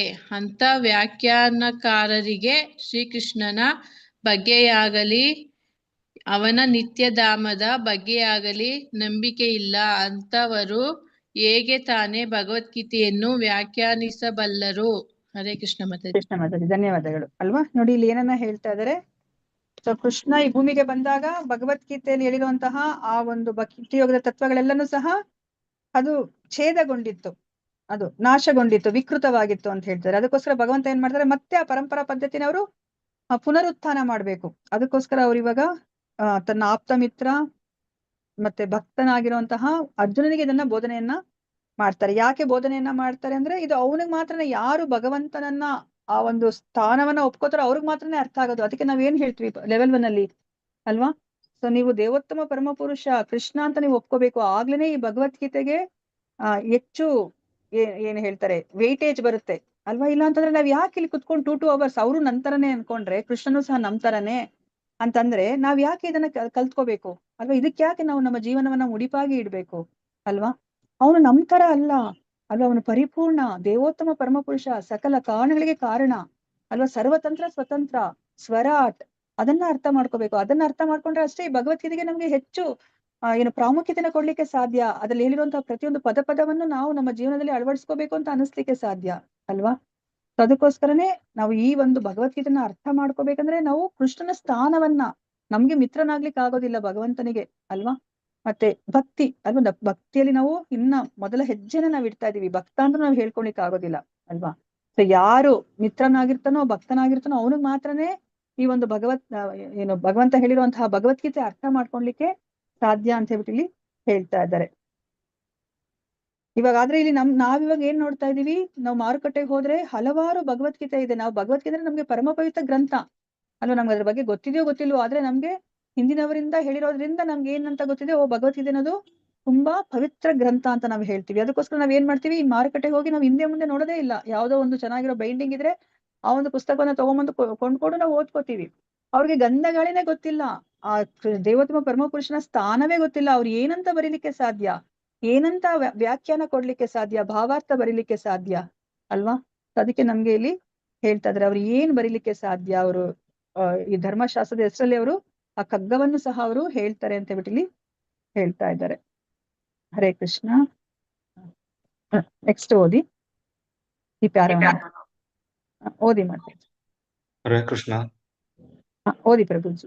ಬುದ್ಧಿ ಇಲ್ಲದವರು ಮಾತ್ರ ದೇವತೆಗಳನ್ನು ಪೂಜಿಸುತ್ತಾರೆ ಎಂದು ಗೀತೆ ಸ್ಪಷ್ಟವಾಗಿ ಹೇಳುತ್ತದೆ. ಗೀತಾ 7.2 7.20 ಇತರ ಎಲ್ಲ ಬಗೆಯ ಪೂಜಾ ವಿಧಾನಗಳನ್ನು ತೊರೆದು ತನಗೆ ಮಾತ್ರ ಪೂರ್ಣವಾಗಿ ಶರಣಾಗಬೇಕೆಂದು ಕೃಷ್ಣನು ಕೊನೆಗೆ ಸತ್ಯವಾದ ಹೇಳುತ್ತಾನೆ. ಗೀತಾ 18.66 ಪಾಪ ಬುದ್ಧಿ ಇಲ್ಲದವರಿಗೆ ಮಾತ್ರ ಪರಮಪ್ರಭುವಿನ ಬಗ್ಗೆ ಅನನ್ಯ ಭಕ್ತಿರಲು ಸಾಧ್ಯ. ಇತರರು ತಮ್ಮ ಕೀಳು ಪೂಜಾ ವಿಧಾನಗಳನ್ನು ಅನುಸರಿಸುತ್ತಾ ಏಕನೆಲೆಯನ್ನು ತೂರಾಡುತ್ತಾರೆ. ಎಲ್ಲಾ ಮಾರ್ಗಗಳು ಒಂದೇ ಗುರಿಯತ್ತ ಒಯ್ಯುತ್ತ ಎಂಬ ತಪ್ಪು ಕಲ್ಪನೆಯಿಂದ ನಿಜವಾದ ಮಾರ್ಗದಿಂದ ವಂಚಿತರಾಗುತ್ತಾರೆ. ಹರೇ ಕೃಷ್ಣ ಪ್ರಭುಜಿ ಇದನ್ನ ಫಿನಿಶ್ ಮಾಡ್ಬಿಡ್ತೀನಿ. ಯಾಕಂದ್ರೆ ಇದು ನೆಕ್ಸ್ಟ್ ಬೇರೆ ವಿಚಾರ ಬರುತ್ತೆ, ಇದನ್ನ ಮುಗಿಸ್ಬಿಡೋಣ ಅಂತ. ಆಮೇಲೆ ನೀವೇ ನೆಕ್ಸ್ಟ್ ಓದಿರಂತೆ. ಸೊ ಇಲ್ಲಿ ಏನನ್ನ ಹೇಳ್ತಾ ಇದಾರೆ, ಗೀತೆಯಲ್ಲಿ ಏನನ್ನ ಹೇಳ್ತಾ ಇದಾರೆ, ದೇವತೆಗಳನ್ನ ಯಾರು ಪೂಜೆ ಮಾಡ್ತಾರೆ ಅಂತ ಹೇಳ್ಬಿಟ್ಟು ನಾವು ತಿಳ್ಕೊಂಡ್ವಿ ಅಲ್ವಾ. 7.20 ಏನನ್ನ ಹೇಳ್ತಾ ಇದಾರೆ, ಕಾಮೈಸ್ತೈರ್ತಜ್ಞಾನಃ ಪ್ರಪದ್ಯಂತೆ ಅನ್ಯ ದೇವತಾಃ ತಂ ತಂ ನಿಯಮಮಾಸ್ತಾಯ ಪ್ರಕೃತ್ಯ ನಿಯತಾ ಸ್ವಯ. ಅಲ್ವಾ? ಯಾರಿಗೆ ಕಡಿಮೆ ಬುದ್ಧಿ ಇರುತ್ತೋ ಅವರು ತಮ್ಮ ಕಾಮನೆಗಳನ್ನೆಲ್ಲ ಪೂರೈಸ್ಕೋಬೇಕು ಅಂತಂದ್ರೆ ದೇವತೆಗಳೇ ಬೇಗ ನಮ್ಮ ಕಾಮನೆಗಳನ್ನ ಪೂರೈಸೋದು. ಅವ್ರು ಹಿಂದೆ ಮುಂದೆ ನೋಡೋದಿಲ್ಲ. ನಾನು ಈ ಒಂದು ವರವನ್ನ ಕೊಟ್ರೆ ಈ ಒಂದು ವ್ಯಕ್ತಿಗೆ ಅವನಿಗೆ ಮುಂದೆ ಅದರಿಂದ ಏನಾಗುತ್ತೆ ಅಂತ ಯೋಚನೆ ಮಾಡೋದಿಲ್ಲ ಅಲ್ವಾ? ಅದಕ್ಕೋಸ್ಕರ ನಮ್ಗೆ ಪ್ರಭುಪಾದರು ಸಾಮ್ಯತೆಯನ್ನ ಕೊಡ್ತಾರೆ. ಇವಾಗ ನಾವು ಅಜ್ಜಿ ತಾತನು ಚಿಕ್ಕಪ್ಪ ಚಿಕ್ಕಮ್ಮನ ಹತ್ರ ಹೋದ್ರೆ ಅಯ್ಯೋ ಮಗು ಬಂದಿದ್ಯಲ್ಲ ಅಂತ ಹೇಳ್ಬಿಟ್ಟು ಚಾಕ್ಲೇಟ್ ಕೊಟ್ಬಿಡುತ್ತೆ ಅಲ್ವಾ? ಅದೇನೆ ಇವಾಗ ನಮ್ಮ ಹತ್ರ ಬಂದಾಗ, ಅಪ್ಪ ಅಮ್ಮನ ಹತ್ರ ಬಂದಾಗ ಅಯ್ಯೋ ಇಲ್ಲ ಆಲ್ರೆಡಿ ಉಳ್ಕಲ್ಲಿದೆ, ಚಾಕ್ಲೇಟ್ ತಿನ್ಕೂಡ್ದು ಅಂತ ಹೇಳ್ಬಿಟ್ಟು ನಾವು ಕೊಡೋದಿಲ್ಲ ನಮ್ಮ ಮಗುಗೆ. ಅಂದ್ರೆ ನಾವು ಮುಂದಿನದನ್ನ ನಾವು ಯೋಚನೆ ಮಾಡ್ತೀವಿ, ಅವನಿಗೆ ಶ್ರೇಯಸ್ಕರ ಪ್ರೇಯಸ್ಕರ ಯಾವ್ದು ಅಂತ ಹೇಳ್ಬಿಟ್ಟು ಯೋಚನೆ ಮಾಡ್ತೀವಿ ಅಲ್ವಾ? ಈಗ ತತ್ಕಾಲಕ್ಕೆ ಅವ್ನಿಗೆ ಒಳ್ಳೇದಾಗ್ಬಿಡ್ಲಿ, ಸಂತೋಷ ಬರ್ಲಿ ಅಂತ ಹೇಳ್ಬಿಟ್ಟು ನಾವು ಹೇಳೋದಿಲ್ಲ, ನಾವು ಮುಂದಿನ ಯೋಚನೆ ಮಾಡ್ತೀವಿ. ದೇವೋತ್ತಮ ಪರಮ ಪುರುಷನ ಬಳಿಗೆ ಹೋದ್ರೆ ಏನಾಗುತ್ತೆ, ಅವ್ರು ಯೋಚನೆ ಮಾಡ್ತಾರೆ, ನಾನು ಈ ವರವನ್ನ ಈ ವ್ಯಕ್ತಿಗೆ ಕೊಟ್ರೆ ಅವನು ಆಧ್ಯಾತ್ಮಿಕ ಮಾರ್ಗದಲ್ಲಿ ಮುನ್ನಡೆಲಿಕ್ಕೆ ಆಗುತ್ತಾ ಅಂತ ಹೇಳ್ಬಿಟ್ಟು. ಆಗಲ್ಲ ಅಂತಂದ್ರೆ ಅವ್ರು ಕೊಡೋದೇ ಇಲ್ಲ, ಅವರು ಆ ಒಂದು ವರವನ್ನ ಅವರು ದಯಪಾಲಿಸೋದಿಲ್ಲ. ಅದಕ್ಕೆ ಅಲ್ಪ ಬುದ್ಧಿಯವ್ರು ಏನ್ ಮಾಡ್ತಾರೆ, ಅವ್ರಿಗೆ ಬೇಗ ಬೇಗ ತಮ್ಮ ಕಾಮನೆಗಳು ಪೂರೈಸ್ಕೋಬೇಕು, ಅದಕ್ಕೋಸ್ಕರ ಅವರು ದೇವತೆಗಳಿಗೆ ಅವರು ಆರಾಧನೆಯನ್ನ ಮಾಡ್ತಾರೆ ಅಲ್ವಾ? ಅದನ್ನೇ ಇಲ್ಲಿ ಹೇಳ್ತಾ ಇದಾರೆ. ಸೊ ಇಲ್ಲಾಂದ್ರೆ ನಮ್ಗೆ ಗೀತೆಯಲ್ಲಿ ಹೇಳ್ತಾನೆ ಇರ್ಲಿಲ್ಲ ಕೃಷ್ಣ ಅಲ್ವಾ? ಈ ದೇವತಾ ಆರಾಧನೆ ಬಗ್ಗೆನೂ ಹೇಳ್ತಿರ್ಲಿಲ್ಲ. ಮತ್ತೆ ಕೊನೆಯದಾಗಿ ಅವರು 18.66 ಏನ್ ಹೇಳ್ತಾರೆ, ಮಾಮೇಕಂ ಶರಣಂ ವ್ರಜ, ನನಗ್ ಮಾತ್ರನೇ ಶರಣಾಗಿ ಅಂತಾನು ಅವ್ರು ಹೇಳ್ತಾ ಇರ್ಲಿಲ್ಲ. ಯಾರಿಗ್ ಬೇಕಾದ್ರೂ ನೀವು ಶರಣಾಗಿ, ಯಾರಿಗ್ ಬೇಕಾದ್ರೂ ಪೂಜೆ ಮಾಡ್ಕೊಳ್ಳಿ, ಒಟ್ಟಲ್ಲಿ ಪೂಜೆ ಮಾಡಿ ನೀವು ನನ್ನ ಬಳಿಗೆ ಬರ್ತೀರಾ ಅಂತ ಹೇಳ್ಬಿಡ್ತಿದ್ರು ಅಲ್ವಾ? ಅವರು ಸ್ಪಷ್ಟವಾಗಿ ಹೇಳಿದ್ದಾರೆ, ಮಾಂ ಏಕಂ ಶರಣಂ ವ್ರಜ, ಅವಾಗಷ್ಟೇ ನೀವು ಎಲ್ಲ ಪಾಪಗಳಿಂದ ನೀವು ಮುಕ್ತರಾಗಿ ನನ್ನ ಬಳಿಗೆ ಬರ್ತೀರಾ ಅಂತ ಹೇಳ್ಬಿಟ್ಟು ಹೇಳ್ತಿರ್ಲಿಲ್ಲ ಅವರು ಅಲ್ವಾ? ಸೊ ಅದಕ್ಕೋಸ್ಕರ ಭಗವಂತನ ಬಗ್ಗೆ ಅರ್ಥಕೋಬೇಕು ಅಂತಂದ್ರೆ, ಅವ್ರನ್ನ ಯಥಾರೂಪವಾಗಿ ಅರ್ಥ ಮಾಡ್ಕೋಬೇಕಂದ್ರೆ ಅವ್ರು ಎಲ್ಲ ಪಾಪಗಳಿಂದ ಅವರು ವಿಮುಕ್ತರಾಗಿರ್ಬೇಕು. ಅದಕ್ಕೆ ನಮ್ಗೆ ಚಾಂಟ್ ಮಾಡಿ ಅಂತ ಹೇಳೋದು. ಹರೇ ಕೃಷ್ಣ ಮಹಾಮಂತ್ರ ಹೇಳ್ಕೊಂಡ್ರೆ ನಮ್ಮ ಪಾಪಗಳೆಲ್ಲ ನಾಶ ಆಗುತ್ತೆ, ನಮ್ಮ ಸ್ವಂತ ಪಾಪಕರಗಳೆಲ್ಲ ನಾಶ ಆಗುತ್ತೆ. ಅವಾಗ ಏನಾಗುತ್ತೆ, ಭಗವಂತ ತನ್ನನ್ನ ತಾನು ಪ್ರಕಟಗೊಳಿಸ್ಕೊತಾನೆ. ನಾವ್ ಎಷ್ಟೇ ಕಷ್ಟಪಟ್ಟರು ನಾವು ಭಗವಂತನನ್ನ ಅರ್ಥ ಮಾಡ್ಕೊಳ್ಲಿಕ್ಕೆ ಆಗೋದಿಲ್ಲ, ಭಗವಂತನೇ ನಮ್ಗೆ ಅರ್ಥ ಮಾಡಿಸ್ಬೇಕು ಒಳಗಡೆಯಿಂದ. ಅವ್ರು ಏನ್ ಹೇಳ್ತಾರೆ 10ನೇ ಅಧ್ಯಾಯದಲ್ಲಿ ಅಲ್ವಾ? ಸೊ ನಾನು ನಿಮ್ಮ ಹೃದಯದಲ್ಲಿ ಇಟ್ಕೊಂಡು ನಾನ್ ನಿಮ್ಗೆ ಆ ಭಕ್ತಿ ಮಾರ್ಗದಲ್ಲಿ ಅಂದ್ರೆ ಬುದ್ಧಿ ಮಾರ್ಗದಲ್ಲಿ ನೀವು ಹೋಗ್ಲಿಕ್ಕೆ, ನನ್ನ ಬಳಿಗೆ ಬರ್ಲಿಕ್ಕೆ ಬೇಕಾಗಿರೋದು ಎಲ್ಲ ಅಗತ್ಯವನ್ನ ನಾನು ಕೊಡ್ತೀನಿ, ಅಜ್ಞಾನವನ್ನ ನಾಶ ಮಾಡ್ತೀನಿ ಅಂತ ಹೇಳ್ತಾರೆ ಅಲ್ವಾ? ಅದನ್ನ ನಮ್ಗೆ ಇಲ್ಲಿ ಹೇಳ್ತಾ ಇದ್ದಾರೆ. ಆದ್ರೆ ನಾವಿವಾಗ ಇಲ್ಲಿ ಏನ್ ಮಾಡ್ತಿದೀವಿ, ನಮ್ಗೆ ಗುರುಗಳು ಅಲ್ವಾ, ನಮ್ಗೆ ವಂಚಿಸುವಂತಹ ಗುರುಗಳು ಸಿಗ್ತಾರೆ ನೋಡಿ. ಎಷ್ಟು ಜನಗಳು ಅವ್ರನ್ನ ಅವರು ಫಾಲೋ ಮಾಡ್ತಾರೆ ಪಾಪ ಅಲ್ವಾ? ಅವ್ರಿಗೆ ಎಷ್ಟು ಹೇಳಿದ್ರು ಅರ್ಥನೇ ಆಗೋದಿಲ್ಲ. ಸೊ ಅದಕ್ಕೆ ನಮ್ಗೆ ಇಲ್ಲಿ ಪ್ರಭುಪಾದರು ಅರ್ಥ ಮಾಡಿಸ್ತಾ ಇದ್ದಾರೆ. ಕೀಳು ಪೂಜಾ ವಿಧಾನಗಳನ್ನ ಅನುಸರಿಸ್ತಾ ಅವರು ಐಹಿಕ ನೆಲೆಯಲ್ಲೇನೆ ಅವರು ಉಳ್ಕೊಂಡ್ಬಿಡ್ತಾರೆ ಅಲ್ವಾ? ಸೊ ಅವ್ರಿಗೇನು, ನಾನೂ ಸಹ ಪೂಜೆ ಮಾಡ್ತಾ ಇದ್ದೀನಿ, ನನಗೂ ಸಹ ಒಳ್ಳೇದಾಗತ್ತೆ ಅಂತ ಅನ್ಕೊಂಡ್ ಪಾಪ ಮಾಡ್ತಾ ಇದ್ದಾರೆ. ಆದ್ರೆ ಅವ್ರು ಇವಾಗ ಈ ಐಹಿಕ ಪ್ರಪಂಚದಲ್ಲಿನೇ ಅವರು ತೂರಾಡೋ ತರ ಆಗತ್ತೆ ಅಂತ ಹೇಳ್ಬಿಟ್ಟು ಇಲ್ಲಿ ಹೇಳ್ತಾ ಇದ್ದಾರೆ. ಸೊ ಈಗ ನಮ್ಗೆ ಆ ಭಗವಂತನ ಬಗ್ಗೆ ನಮ್ಗೆ ಇಲ್ಲಿ ಅರ್ಥ ಮಾಡಿಸ್ತಾ ಇದ್ದಾರೆ. ಅವ್ರ ಸಂಭವ ಅಲ್ವಾ? ಅವರು ಈ ಪ್ರಳಯ ಕಾಲದಲ್ಲೂ ಸಹ ಅವರು ನಾಶ ಆಗೋದಿಲ್ಲ ಅಲ್ವಾ? ಮತ್ತೆ ಎಲ್ಲದರ ಮೂಲ ಅವರೇ ಅಂತ ಹೇಳ್ಬಿಟ್ಟು ನಮ್ಗೆ ಈ 2 ಪ್ಯಾರಾದಲ್ಲಿ ನಮ್ಗೆ ಅರ್ಥ ಮಾಡಿಸ್ತಾ ಇದ್ದಾರೆ. ಓದಿ ಶ್ರೀಕಾಂತ್ ಪ್ರಭುಜಿ. ಈ ಮಂತ್ರದಲ್ಲಿ ಸಂಭವಾತ್, ಸಕಲ ಕಾರಣಗಳಿಗೂ ಕಾರಣನಾದ ಪರಮಪ್ರಭುವನ್ನು ಪೂಜಿಸುವುದರಿಂದ ಎಂಬ ಮಾತು ತುಂಬಾ ಮಹತ್ವ ಪೂರ್ಣವಾದದ್ದು. ಶ್ರೀಕೃಷ್ಣನೇ ಮೂಲ ದೇವೋತ್ತಮ ಪರಮ ಪುರುಷ. ಸಕಲ ವಸ್ತುಗಳು ಅವನಿಂದಲೇ ಹೊರಹೊಮ್ಮಿದವು. ಬ್ರಹ್ಮ ವಿಷ್ಣು ಶಿವ ಇವರೂ ಸೇರಿದಂತೆ ಎಲ್ಲರ ಸೃಷ್ಟಿಕರ್ತ ತಾನೇ ಎಂದು ಭಗವದ್ಗೀತೆಯಲ್ಲಿ 10ನೇ ಅಧ್ಯಾಯ 8ನೇ ಶ್ಲೋಕದಲ್ಲಿ ಶ್ರೀಕೃಷ್ಣ ಹೇಳುತ್ತಾನೆ. ಬೌದ್ಧ ಜಗತ್ತಿನ ಈ ತ್ರಿಮೂರ್ತಿಗಳು ಭಗವಂತನಿಂದ ಸೃಷ್ಟಿಸಲ್ಪಟ್ಟವರಾದ್ದರಿಂದ ಈ ಭೌತ ಮತ್ತು ಆಧ್ಯಾತ್ಮಿಕ ಜಗತ್ತುಗಳಲ್ಲಿ ಇರುವ ಎಲ್ಲಕ್ಕೂ ಸೃಷ್ಟಿಕರ್ತ ಭಗವಂತನೇ. ಬ್ರಹ್ಮ ಸೃಷ್ಟಿಯಾಗುವುದಕ್ಕೆ ಮುಂಚೆ ಇದ್ದವನು ಮತ್ತು ಬ್ರಹ್ಮನಿಗೆ ವೈದಿಕ ಜ್ಞಾನ ನೀಡಿದವನು ಎಂದರೆ ಶ್ರೀಕೃಷ್ಣ ಎಂದು ಅಥರ್ವ ವೇದದಲ್ಲಿ ಹೇಳಿದೆ. ಪರಮ ಪುರುಷನು ಜೀವಿಗಳನ್ನು ಬಯಸಿದನು. ಹೀಗೆ ನಾರಾಯಣನು ಸಕಲ ಜೀವಿಗಳನ್ನು ಸೃಷ್ಟಿಸಿದನು. ನಾರಾಯಣನಿಂದ ಬ್ರಹ್ಮನು ಹುಟ್ಟಿದನು. ನಾರಾಯಣನು ಎಲ್ಲಾ ಪ್ರಜಾಪತಿಗಳನ್ನು ಸೃಷ್ಟಿಸಿದನು. ನಾರಾಯಣನು ಇಂದ್ರನನ್ನು ಸೃಷ್ಟಿಸಿದನು. ನಾರಾಯಣನು ಅಷ್ಟ ವಸುಗಳನ್ನು ಸೃಷ್ಟಿಸಿದನು. ನಾರಾಯಣನು ಏಕಾದಶ ರುದ್ರರನ್ನು ಸೃಷ್ಟಿಸಿದನು. ನಾರಾಯಣನು ದ್ವಾದಶ ಆದಿತ್ಯರನ್ನು ಸೃಷ್ಟಿಸಿದನು. ನಾರಾಯಣನು ಶ್ರೀಕೃಷ್ಣನ ಪೂರ್ಣ ಅವತಾರವಾದ್ದರಿಂದ ನಾರಾಯಣ ಮತ್ತು ಕೃಷ್ಣ ಇಬ್ಬರು ಒಂದೇ. ಅದೇ ಪರಮಪ್ರಭು ದೇವಕಿಯ ಮಗ ಎಂಬ ಇತರ ಪಾಠಗಳು ಇವೆ. ದೇವಕಿ ಮತ್ತು ವಸುದೇವರ ಮಗನೇ ಶ್ರೀಕೃಷ್ಣ. ಅವನು ನಾರಾಯಣನು ಒಂದೇ ಎಂಬುದನ್ನು ವೈಷ್ಣವ ಪಂಥಕ್ಕೆ ಅಥವಾ ಸಾಕಾರ ಪಂಥಕ್ಕೆ ಸೇರದ ಶ್ರೀಪಾದ ಶಂಕರಾಚಾರ್ಯರು ಒಪ್ಪಿದ್ದಾರೆ. ಅಥರ್ವ ವೇದವು ಹೀಗೆ ಹೇಳುತ್ತದೆ: ಬ್ರಹ್ಮನಾಗಲಿ ಶಿವನಾಗಲಿ ಬೆಂಕಿಯಾಗಲಿ ನೀರಾಗಲಿ ನಕ್ಷತ್ರಗಳಾಗಲಿ ಸೂರ್ಯಚಂದ್ರರಾಗಲಿ ಇಲ್ಲದಿದ್ದಾಗ ನಾರಾಯಣ ಮಾತ್ರ ಇದ್ದನು. ಭಗವಂತನು ಸುಮ್ಮನೆ ಇರುವುದಿಲ್ಲ, ಅವನು ತನ್ನಿಷ್ಟ ಬಂದಂತೆ ಸೃಷ್ಟಿಸುತ್ತಾನೆ. ಮೋಕ್ಷ ಧರ್ಮದಲ್ಲಿ ಹೀಗೆ ಹೇಳಿದೆ: ನಾನು ಪ್ರಜಾಪತಿಗಳನ್ನು ರುದ್ರರನ್ನು ಸೃಷ್ಟಿಸಿದೆ, ಅವರಿಗೆ ನನ್ನ ಬಗ್ಗೆ ಪೂರ್ಣ ಜ್ಞಾನವಲ್ಲ, ಏಕೆಂದರೆ ಅವರು ನನ್ನ ಮಾಯಾಶಕ್ತಿಯಿಂದ ಆಚ್ಛಾದಿತರಾಗಿದ್ದಾರೆ. ವರಾಹ ಪುರಾಣದಲ್ಲೂ ಹೀಗೆ ಹೇಳಿದೆ, ನಾರಾಯಣನೇ ದೇವೋತ್ತಮ ಪರಮಪುರುಷ. ಅವನಿಂದ ಚತುರ್ಮುಖ ಬ್ರಹ್ಮನು ಕಾಲಾನಂತರದಲ್ಲಿ ಸರ್ವಜ್ಞಾನ ರುದ್ರನು ಹುಟ್ಟಿದರು. ಹರೇ ಹೀಗೆ ಕೃಷ್ಣ ಪ್ರಭು. ಓಕೆ, ಇದು ಓದ್ಬಿಡಿ ಪ್ರಭುಜಿ. ಹೀಗೆ ವೇದ ಸಾಹಿತ್ಯವೆಲ್ಲ ನಾರಾಯಣ ಅಥವಾ ಶ್ರೀಕೃಷ್ಣನೇ ಸಕಲ ಕಾರಣಗಳಿಗೂ ಕಾರಣನು ಎಂದು ಸ್ವೀಕರಿಸುತ್ತವೆ. ಶ್ರೀಕೃಷ್ಣ ಅಥವಾ ಗೋವಿಂದನೇ ಪರಮಪ್ರಭು. ಅವನು ಪ್ರತಿಯೊಂದು ಜೀವಿಗೂ ಸಂತೋಷದಾಯಕನು, ಸಕಲ ಕಾರಣಗಳಿಗೆ ಕಾರಣನು ಎಂದು ಬ್ರಹ್ಮ ಸಂಹಿತೆಯಲ್ಲಿ ಹೇಳಿದೆ. ಮಹರ್ಷಿಗಳು ವೇದಗಳು ಕೊಟ್ಟ ಸಾಕ್ಷ್ಯಾಧಾರಗಳಿಂದ ಇದನ್ನು ನಿಜವಾದ ವಿದ್ವಾಂಸನು ಬಲ್ಲನು. ಹೀಗೆ ವಿದ್ವಾಂಸನು ಶ್ರೀಕೃಷ್ಣನೇ ಸರ್ವಸ್ವ ಎಂದು ಅವನನ್ನು ಪೂಜಿಸಲು ತೀರ್ಮಾನಿಸುತ್ತಾನೆ. ಹರೇ ಕೃಷ್ಣ. ಹರೇ ಕೃಷ್ಣ ಪ್ರಭುಜಿ, ಧನ್ಯವಾದಗಳು ಪ್ರಭುಜಿ. ಸೊ ಧನ್ಯವಾದ. ನಮ್ಗೆ ಇಲ್ಲಿ ಶ್ಲೋಕದಲ್ಲಿ ಏನನ್ನ ಹೇಳ್ತಾ ಇದ್ದಾರೆ? ಅನ್ಯ ದೇವಾಹು ಸಂಭವಾದ್ ಅನ್ಯದ್ ಆಹುರ್ ಅಸಂಭವಾದ್ ಇತಿ ಶುಶ್ರುಮ ಧೀರಾಣಂ ಏನಸ್ತ ವಿಚಚಕ್ಷಿರೆ. ಅಲ್ವಾ? ಇಲ್ಲಿ ಪ್ರಭುಪಾದರು ನಮ್ಗೆ ಅರ್ಥ ಮಾಡಿಸ್ತಾ ಇದ್ದಾರೆ. ಇಲ್ಲಿ ಪರಮ ಕಾರಣ ಕರ್ತನಾದವನು, ಸಕಲ ಕಾರಣಗಳಿಗೂ ಪರಮ ಕಾರಣ ಕರ್ತನಾದವನು ಅಂತ ಹೇಳ್ತಾ ಇದ್ದಾರೆ. ಅದಕ್ಕೆ ಇಲ್ಲಿ ನಮ್ಗೆ ಈ ಒಂದು ಸೆಂಟೆನ್ಸ್ ಅನ್ನ ಎಕ್ಸ್ಪ್ಲೇನ್ ಮಾಡ್ತಾ ಇದ್ದಾರೆ. ಸಕಲ ಕಾರಣಗಳಿಗೆ ಪರಮ ಕಾರಣಕರ್ತ ಯಾರು ಅಂದ್ರೆ, ಇವಾಗ ನಾನು ಹೇಳ್ತೀನಿ ಇಲ್ಲ ಬ್ರಹ್ಮನೇ ಕಾರಣಕರ್ತ ಅಂತ, ಇನ್ನೊಬ್ರು ಹೇಳ್ತಾರೆ ಶಿವ ಅಂತ ಹೇಳ್ತಾರೆ, ಇನ್ನೊಬ್ರು ಗಣೇಶ ಪಾರ್ವತಿ ಅಂತ ಹೇಳ್ತಾರೆ ಅಲ್ವಾ? ಸೊ ಅದಕ್ಕೋಸ್ಕರ ನಮ್ಗೆ ಇಲ್ಲಿ ಎಷ್ಟೊಂದು ಪುರಾಣಗಳನ್ನ ಇಲ್ಲಿ ಕೋಟ್ ಮಾಡ್ತಾ ಇದ್ದಾರೆ ಪ್ರಭುಪಾದ್ರು. ಸೊ ಇದ್ರಲ್ಲಿ ಈ ತರ ಹೇಳಿದೆ, ಈ ಪುರಾಣದಲ್ಲಿ ಈ ತರ ಹೇಳಿದೆ, ಅಥರ್ವ ವೇದದಲ್ಲಿ ಈ ತರ ಹೇಳ್ತಾ ಇದೆ ಅಂತ ಹೇಳ್ಬಿಟ್ಟು ನಮಗೆ ಪ್ರಭುಪಾದ್ರು ಹೇಳ್ತಾ ಇದಾರೆ. ಇದು ಯಾರನ್ನೇ ನೋಡಿದ್ರು ಸಹ ಅವ್ರು ಏನನ್ನ ಹೇಳ್ತಾ ಇದಾರೆ? ಸಂಭವ ಅಂತಂದ್ರೆ ಯಾರು? ಸಕಲ ಕಾರಣಗಳಿಗೆ ಕಾರಣನಾದ ಪರಮ ಪ್ರಭು ಯಾರು ಅಂತಂತಂದ್ರೆ ಇಲ್ಲಿ ನಾರಾಯಣ ಅಂತ ಹೇಳ್ತಿದ್ದಾರೆ. ನಾರಾಯಣನ ಮೂಲ ಯಾರು? ಕೃಷ್ಣ ಅಲ್ವಾ? ಕೃಷ್ಣ ಮತ್ತೆ ನಾರಾಯಣನಿಗೆ ಏನು ಭೇದ ಇಲ್ಲ ಅಂತ ಹೇಳ್ಬಿಟ್ಟು ನಮ್ಗೆ ಇಲ್ಲಿ ಅರ್ಥ ಮಾಡಿಸ್ತಾ ಇದ್ದಾರೆ. ಅದಾದ್ಮೇಲೆ ಇದು ಯಾರು? ಶ್ರೀಪಾದ ಶಂಕರಾಚಾರ್ಯರು ಸಹ ಇದನ್ನ ಒಪ್ಪಿದ್ದಾರೆ. ಅಂದ್ರೆ ನಾರಾಯಣ ಮತ್ತೆ ಶ್ರೀಕೃಷ್ಣ ಇಬ್ರು ಒಂದೇ ಅನ್ನೋದನ್ನ ಅವರು ಸಹ ಒಪ್ಪಿದ್ದಾರೆ. ಅದಾದ್ಮೇಲೆ ನಮ್ಗೆ ಇಲ್ಲಿ ಇನ್ನ ಯಾವ್ದು ಹೇಳ್ತಾ ಇದ್ದಾರೆ?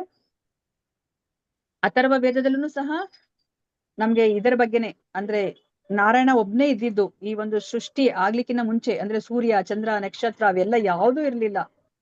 ಅದಕ್ಕಿಂತ ಮುಂಚೆ ಇದ್ದವ್ರು ಯಾರು ಅಂದ್ರೆ ಆ ಭಗವಂತ, ಅಂದ್ರೆ ಶ್ರೀಕೃಷ್ಣ ಅಂದ್ರೆ ನಾರಾಯಣ. ಸೊ ಅದನ್ನ ಅಥರ್ವ ವೇದದಲ್ಲೂ ಹೇಳ್ತಾ ಇದ್ದಾರೆ.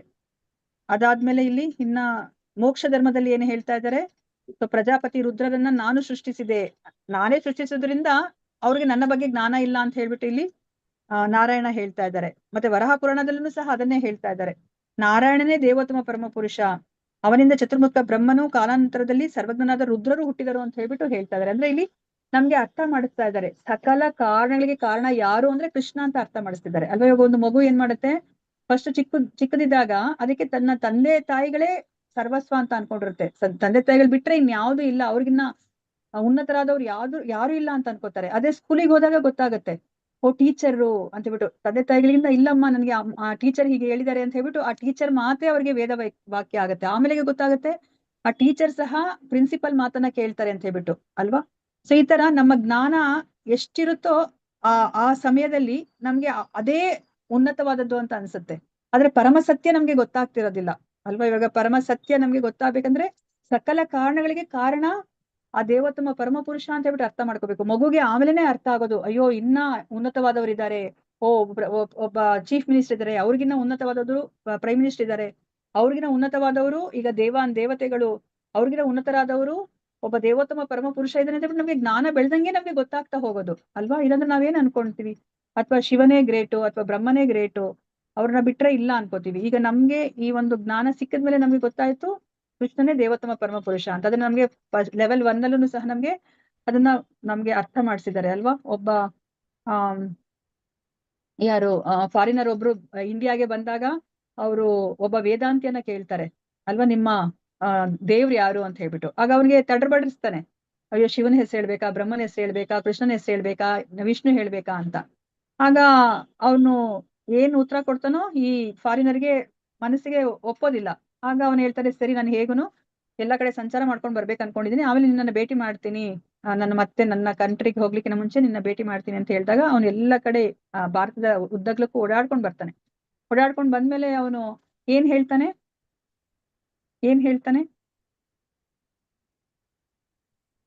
ಅವನು ಗೊತ್ತಾಗುತ್ತಾ ದೇವರು ಅಂತ ಹೇಳ್ತಾನೆ. ಯಾರು ಅಂತ ಹೇಳ್ತಾರೆ, ನನಗೆ ಗೊತ್ತಾಯ್ತು ನಿಮ್ ದೇವ್ರು ಯಾರು ಅಂತ ಹೇಳ್ಬಿಟ್ಟು ಅವನು ಹೇಳ್ತಾನೆ ಅಲ್ವಾ? ಯಾರು ಅಂತ ಹೇಳ್ತಾರೆ? ದೇವೋತ್ತಮ ಪರಮ ಪುರುಷ ಕೃಷ್ಣ ಅಂತ. ಎಲ್ಲಾರ ಕೈಯಲ್ಲಿ ಆಯುಧ ಇದೆ, ಒಬ್ಬಾತ ಇದು ಕೊಳಲನ್ನು ಆನಂದ ಭರಿತವಾಗಿದ್ದಾನೆ. ಹಾ. ಅವನೇ ಅವನೇ ನಿಮ್ ದೇವರು ಅಂತ ಹೇಳ್ತಾರೆ ಅಲ್ವಾ. ನಾನು ಎಷ್ಟೊಂದು ಹೌದು. ದೇವತೆಗಳ ನೀವು ಆರಾಧನೆ ಮಾಡ್ತಿರಲ್ಲ, ಮುಕ್ಕೋಟಿ ದೇವತೆಗಳಿದ್ದಾರೆ. ನಾನು ಅವರ ಆ ಒಂದು ಚಿತ್ರಪಟವನ್ನ, ಅವರ ವಿಗ್ರಹಗಳನ್ನ ನೋಡ್ತಾ ಬಂದೆ ನಾನು. ಎಲ್ಲರೂ ಸಹ ತಮ್ಮ ಕೈಯಲ್ಲಿ ಯಾವ್ದಾದ್ರು ಒಂದು ಆಯುಧವನ್ನ ಇಟ್ಕೊಂಡಿದ್ದಾರೆ. ಅಂದ್ರೆ ಏನರ್ಥ, ಅವರು ಕೆಲಸದ ಮೇಲೆ ಇದ್ದಾರೆ, ಡ್ಯೂಟಿ ಮೇಲೆ ಇದ್ದಾರೆ. ಯಾರೋ ಅವ್ರಿಗೆ ಒಂದು ಡ್ಯೂಟಿಯನ್ನ ಕೊಟ್ಟಿದ್ದಾರೆ, ಕಾರ್ಯವನ್ನ ನಿಯೋಜಿಸಿದ್ದಾರೆ. ಆ ಡ್ಯೂಟಿಯ ಮೇಲೆ, ಕರ್ತವ್ಯ ನಿರ್ವಹಣೆ ಮೇಲೆ ಅವರಿದ್ದಾರೆ ಅವರೆಲ್ಲರನ್ನೂ ಸಹ. ನಾನು ಒಬ್ಬರನ್ನ ನೋಡಿದ್ದು ಕೃಷ್ಣ. ಅವ್ರೊಬ್ರೇನೆ ಕೊಳಲನ್ನ ಊದ್ಕೊಂಡು ತನ್ನ ಏನು ಏನ್ ಹೇಳ್ತಾರೆ, ಕನ್ಸರ್ಟ್ಸ್ ಅಂತ ನಾವೇನ್ ಕರಿತೀವಿ, ಅವರ ಜೊತೆ ಅವರು ಸಂತೋಷವಾಗಿ ಆನಂದದಲ್ಲಿ ಇದ್ದಾರೆ. ಆತರ ಇರ್ಲಿಕ್ಕೆ ಬಾಸಗ್ ಮಾತ್ರನೇ ಸಾಧ್ಯ, ಯಾರಿಗೂ ಸಾಧ್ಯ ಇಲ್ಲ. ಅಂದ್ರೆ ಶ್ರೀಕೃಷ್ಣನೇ ದೇವೋತ್ತಮ ಪರಮ ಪುರುಷ ಅಂತ ಹೇಳ್ಬಿಟ್ಟು ನನಗೆ ಗೊತ್ತಾಯ್ತು ಅಂತ ಹೇಳ್ತಾರೆ. ನೋಡಿ, ಅವ್ರ ಅಬ್ಸರ್ವೇಷನ್. ನಾವ್ ದಿನ ಬೆಳಗಾದ್ರೆ ನೋಡ್ತೀವಿ, ಮೂರ್ತಿಯನ್ನ ನೋಡ್ತೀವಿ, ಚಿತ್ರಪಟವನ್ನ ನೋಡ್ತೀವಿ, ನಾವ್ ಯಾರು ಇಷ್ಟೊಂದು ಅನಲೈಸೇ ಮಾಡಿಲ್ಲ. ನೋಡಿ, ಅವ್ರ ಫಾರಿನರ್ ಅಷ್ಟು ಚೆನ್ನಾಗಿ ಅನಲೈಸ್ ಮಾಡ್ತಾರೆ. ಆಗ ವೇದಾಂತಿಗೆ ತುಂಬಾನೇ ದಿಗ್ಭ್ರಮೆ ಆಗ್ಬಿಡುತ್ತೆ. ಅಯ್ಯೋ, ನಾನು ಇಲ್ಲೇ ಹುಟ್ಟಿ ಬೆಳೆದಿದ್ದೀನಲ್ಲ, ನಾನು ಒಂದ್ ದಿವಸ ನನ್ನ ಅರ್ಥನೇ ಮಾಡ್ಕೊಂಡಿಲ್ವಲ್ಲ, ಯಾರು ನಮ್ಮ ಆ ದೇವರು, ಮೂಲ ದೇವರು ಅಂತ ಹೇಳ್ಬಿಟ್ಟು ಅಂತ ಅಲ್ವಾ. ಇವಾಗ ನಮ್ಗುನು ಸಹ ಆ ಒಂದು ಗೋಲೋಕ ಚಾರ್ಟ್ ಅಲ್ಲಿ ನಾವು ನೋಡಿದ್ರೆ, ಸೊ ನಮ್ಗೆ ಹೌದು, ನಾವೆಲ್ಲನೂ ಸಹ ಬ್ರಹ್ಮನಿಂದ ಬಂದಿದೀವಿ ಅಂತ ಅನಿಸ್ತಾ ಇದೆ. ಆದ್ರೆ ನಮ್ಗೆ ಬ್ರಹ್ಮನಿಂದ ಬರೇ ದೇಹ ಮಾತ್ರ ಸಿಕ್ಕಿದೆ ಅಲ್ವಾ. ಸೊ ಆ ಬ್ರಹ್ಮನನ್ನ ಸೃಷ್ಟಿ ಮಾಡಿರೋದು ಯಾರು? ಅದು ಆ ಗರ್ಭೋದಕಶಾಹಿ ವಿಷ್ಣುವಿನ ಹೊಕ್ಕಳಿನಿಂದ ಬರ್ತಾ ಇದ್ದಾರೆ. ಗರ್ಭೋದಕಶಾಹಿ ವಿಷ್ಣು ಯಾರಿಂದ ಬಂದಿದ್ದಾರೆ? ಗರ್ಭೋದಕಶಾಹಿ ವಿಷ್ಣು ಬರ್ತಾ ಇರೋದು ಅವರು ಕಾರಣೋದಕಶಾಹಿ ವಿಷ್ಣುವಿನಿಂದ. ಕಾರಣೋದಕಶಾಹಿ ವಿಷ್ಣು ಯಾರಿಂದ ಬರ್ತಾ ಇದ್ದಾರೆ? ಅವರು ಎರಡನೇ ಸಂಕಷ್ಟದಿಂದ ಬರ್ತಾ ಇದ್ದಾರೆ. ಎರಡನೇ ಸಂಕಷ್ಟ ಯಾರಿಂದ ಬರ್ತಾ ಇದ್ದಾರೆ? ಎರಡನೇ ಚತುರ್ವ್ಯೂಹದಲ್ಲಿ ಒಬ್ರು, 4 ಜನರಲ್ಲಿ ಅವರೊಬ್ರು. ಅವರು ನಾರಾಯಣನಿಂದ ಬರ್ತಾ ಇದ್ದಾರೆ. ನಾರಾಯಣ ಯಾರಿಂದ ಬರ್ತಾ ಇದ್ದಾರೆ? ಮೊದಲನೇ ಸಂಕರ್ಷಣದಿಂದ ಬರ್ತಾ ಇದ್ದಾರೆ. ಮೊದಲನೇ ಸಂಕರ್ಷಣ ಮೊದಲ ಚತುರ್ವ್ಯೂಹದಲ್ಲಿ ಅವರು ಒಬ್ರು ಅಲ್ವಾ. ಮತ್ತೆ ಮೊದಲನೇ ಸಂಕರ್ಷಣ ಯಾರಿಂದ ಬರ್ತಾ ಇದ್ದಾರೆ? ಅವರು ಬಲರಾಮಿಂದ ಬರ್ತಾ ಇದ್ದಾರೆ. ಬಲರಾಮ್ ಯಾರಿಂದ ಬರ್ತಾ ಇದ್ದಾರೆ? ಕೃಷ್ಣನಿಂದ ಬರ್ತಾ ಇದ್ದಾರೆ ಅಲ್ವಾ. ನೋಡಿ, ಈ ಒಂದು ಏನು ವಿಸ್ತರಣೆ ನಮಗೆ ಗೊತ್ತೇ ಇರ್ಲಿಲ್ಲ. ಮೂಲ ಮೂಲ ಮೂಲ ಯಾರು ಅಂತ ಹುಡ್ಕೊಂಡು ಹೋದ್ರೆ ಕೃಷ್ಣ. ಇಲ್ಲಪ್ಪ, ಕೃಷ್ಣನೇ ನಾನ್ ನಂಬೋದಿಲ್ಲ ಕೃಷ್ಣ ಅಂತ ನೀವ್ ಹೇಳ್ಕೊತಾ ಇದ್ದೀರಾ ಅಂತ ಹೇಳಿದ್ರೆ, ಕೃಷ್ಣನೇ ಅವರು ಭಗವದ್ಗೀತೆಯಲ್ಲಿ ಶ್ಲೋಕವನ್ನ ಹೇಳಿದ್ದಾರೆ. ಮತ್ತ ಪರತರಂ ನಾಣ್ಯತ್ ಕಿಂಚಿದಸ್ತಿ ಧನಂಜಯ ಅಲ್ವಾ. ಮೈ ಸರ್ವಮಿದಂ ಪ್ರೋತಂ ಸೂತ್ರೇ ಮಣಿಗಣ ಇವ ಅಂತ ಹೇಳಿದ್ದಾರೆ. ಮತ್ತ ಪರತರಂ ನಾಣ್ಯತ್ ಅವರೇ ಹೇಳ್ಕೊಂಡ್ಬಿಟ್ಟಿದ್ದಾರೆ, ನನಗಿಂತ ಪರಮರಾದವ್ರು ಯಾರು ಇಲ್ಲ, ನನ್ನ ಸರಿ ಸಮಾನರಾದವ್ರು ಯಾರು ಇಲ್ಲ, ಪರಮರಾದವ್ರು ಯಾರು ಇಲ್ಲ ಅಂತ. ಈ ತರ ಯಾರು ಹೇಳ್ಕೊಂಡಿಲ್ಲ. ಬ್ರಹ್ಮನು ಹೇಳ್ಕೊಂಡಿಲ್ಲ, ಶಿವನು ಹೇಳ್ಕೊಂಡಿಲ್ಲ ಅಲ್ವಾ. ಶಿವನೇ ಹೇಳ್ತಾರೆ, ಆರಾಧನಾಂ ಸರ್ವೇಶಾಂ ವಿಷ್ಣೋರ್ ಆರಾಧನಂ ಪರಂ ಅಂತ ಅವರೇ ಹೇಳ್ತಾ ಇದ್ದಾರೆ. ಪಾರ್ವತಿಗೆ ಹೇಳ್ತಾ ಇದ್ದಾರೆ.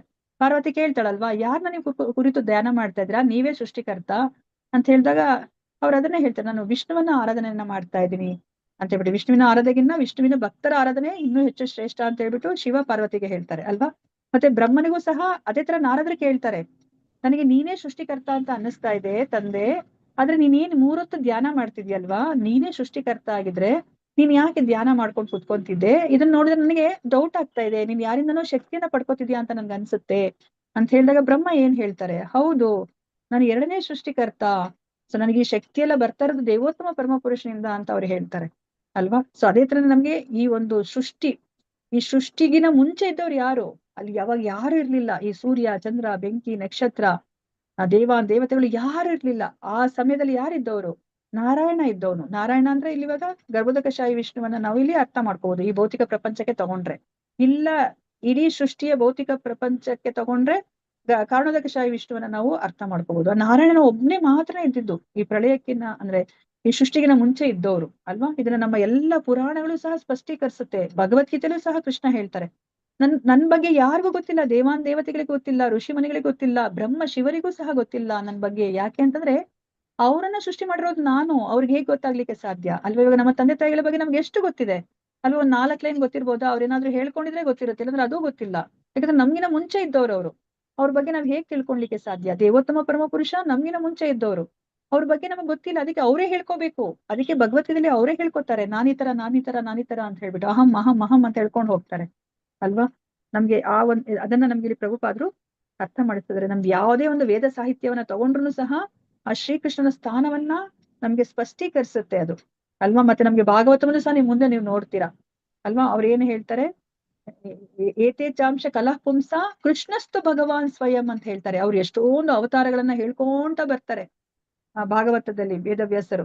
ಅದಾದ್ಮೇಲೆ ಕೊನೆಗೆ ಏನ್ ಹೇಳ್ತಾರೆ, ಕೃಷ್ಣಸ್ತು ಭಗವಾನ್ ಸ್ವಯಂ. ಇಷ್ಟೆಲ್ಲ ಅವತಾರಗಳೆಲ್ಲ ಇರ್ಬೋದು, ಆದ್ರೆ ಕೃಷ್ಣನೇ ಭಗವಾನ್ ಸ್ವಯಂ ಅಂತ ಹೇಳ್ತಾರೆ ಅಲ್ವಾ. ಮತ್ತೆ ಅದಕ್ಕೆ ನೋಡಿ ಅವರು ಸ್ಪಷ್ಟೀಕರಣ ಕೊಡ್ತಾರೆ, ನಾವ್ ಯಾವಾಗ್ಲೂ ಏನ್ ಪ್ರಾರ್ಥನೆ ಮಾಡ್ಕೋತೀವಿ? ಓಂ ನಮೋ ಭಗವತೆ ವಾಸುದೇವಾಯ, ಓಂ ನಮೋ ಭಗವತೆ ವಾಸುದೇವ. ಯಾಕಂದ್ರೆ ನಮ್ಗೆ ಅಲ್ಲಿ ನಮ್ಗೆ ಡೌಟೇ ಇಲ್ಲ, ನಮ್ಗೆ ಅರ್ಥ ಆಗ್ತಿಲ್ಲ ನಾವ್ ಯಾಕೆ ಹೇಳ್ಕೊತಾ ಇದೀವಿ ಓಂ ನಮೋ ಭಗವತೆ ವಾಸುದೇವಾಯ ಅಂತ ಹೇಳ್ಬಿಟ್ಟು. ಭಗವತೆ ಭಗವಂತ, ವಾಸುದೇವಾಯ ಅಲ್ವಾ? ಆ ವಸುದೇವನ ಮಗನಾದ ವಾಸುದೇವನೇ ಭಗವಂತ ಅಂತ ಹೇಳ್ಕೊಂಡು ನಾವು ಮುಂದಿನದ ಅರ್ಥ ಮಾಡ್ಕೊಂಡು ಹೋಗ್ತಾ ಇದೀವಿ. ನಮ್ಗೆ ಡೌಟ್ ಇಲ್ಲ.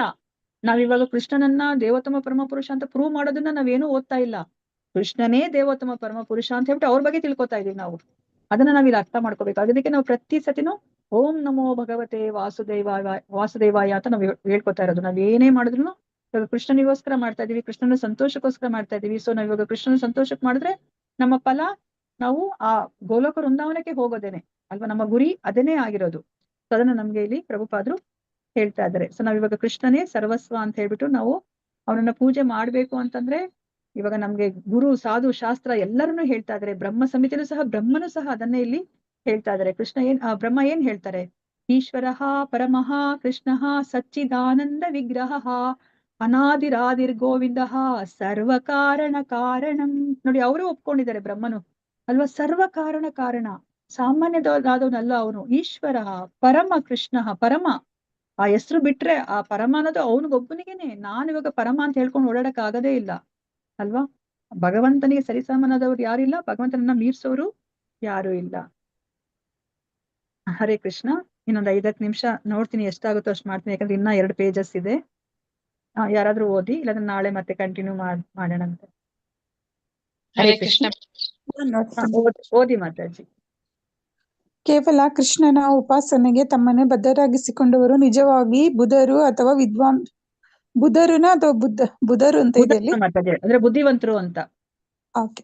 ಬುಧರು ಅಥವಾ ವಿದ್ವಾಂಸರು ಧೀರರಾದ ಆಚಾರ್ಯರ ದಿವ್ಯ ಸಂದೇಶವನ್ನು ಶ್ರದ್ಧೆ ಮತ್ತು ಪ್ರೇಮಗಳಿಂದ ಕೇಳಿದಾಗ ಇದು ಖಚಿತವಾಗಿ ತಿಳಿಯುತ್ತದೆ. ಶ್ರೀಕೃಷ್ಣನ ಬಗ್ಗೆ ನಂಬಿಕೆ ಆಗಲಿ ಪ್ರೀತಿಯಾಗಲಿ ಇಲ್ಲದವನಿಗೆ ಈ ಸರಳವಾದ ಸತ್ಯ ಅರ್ಥವಾಗುವುದು.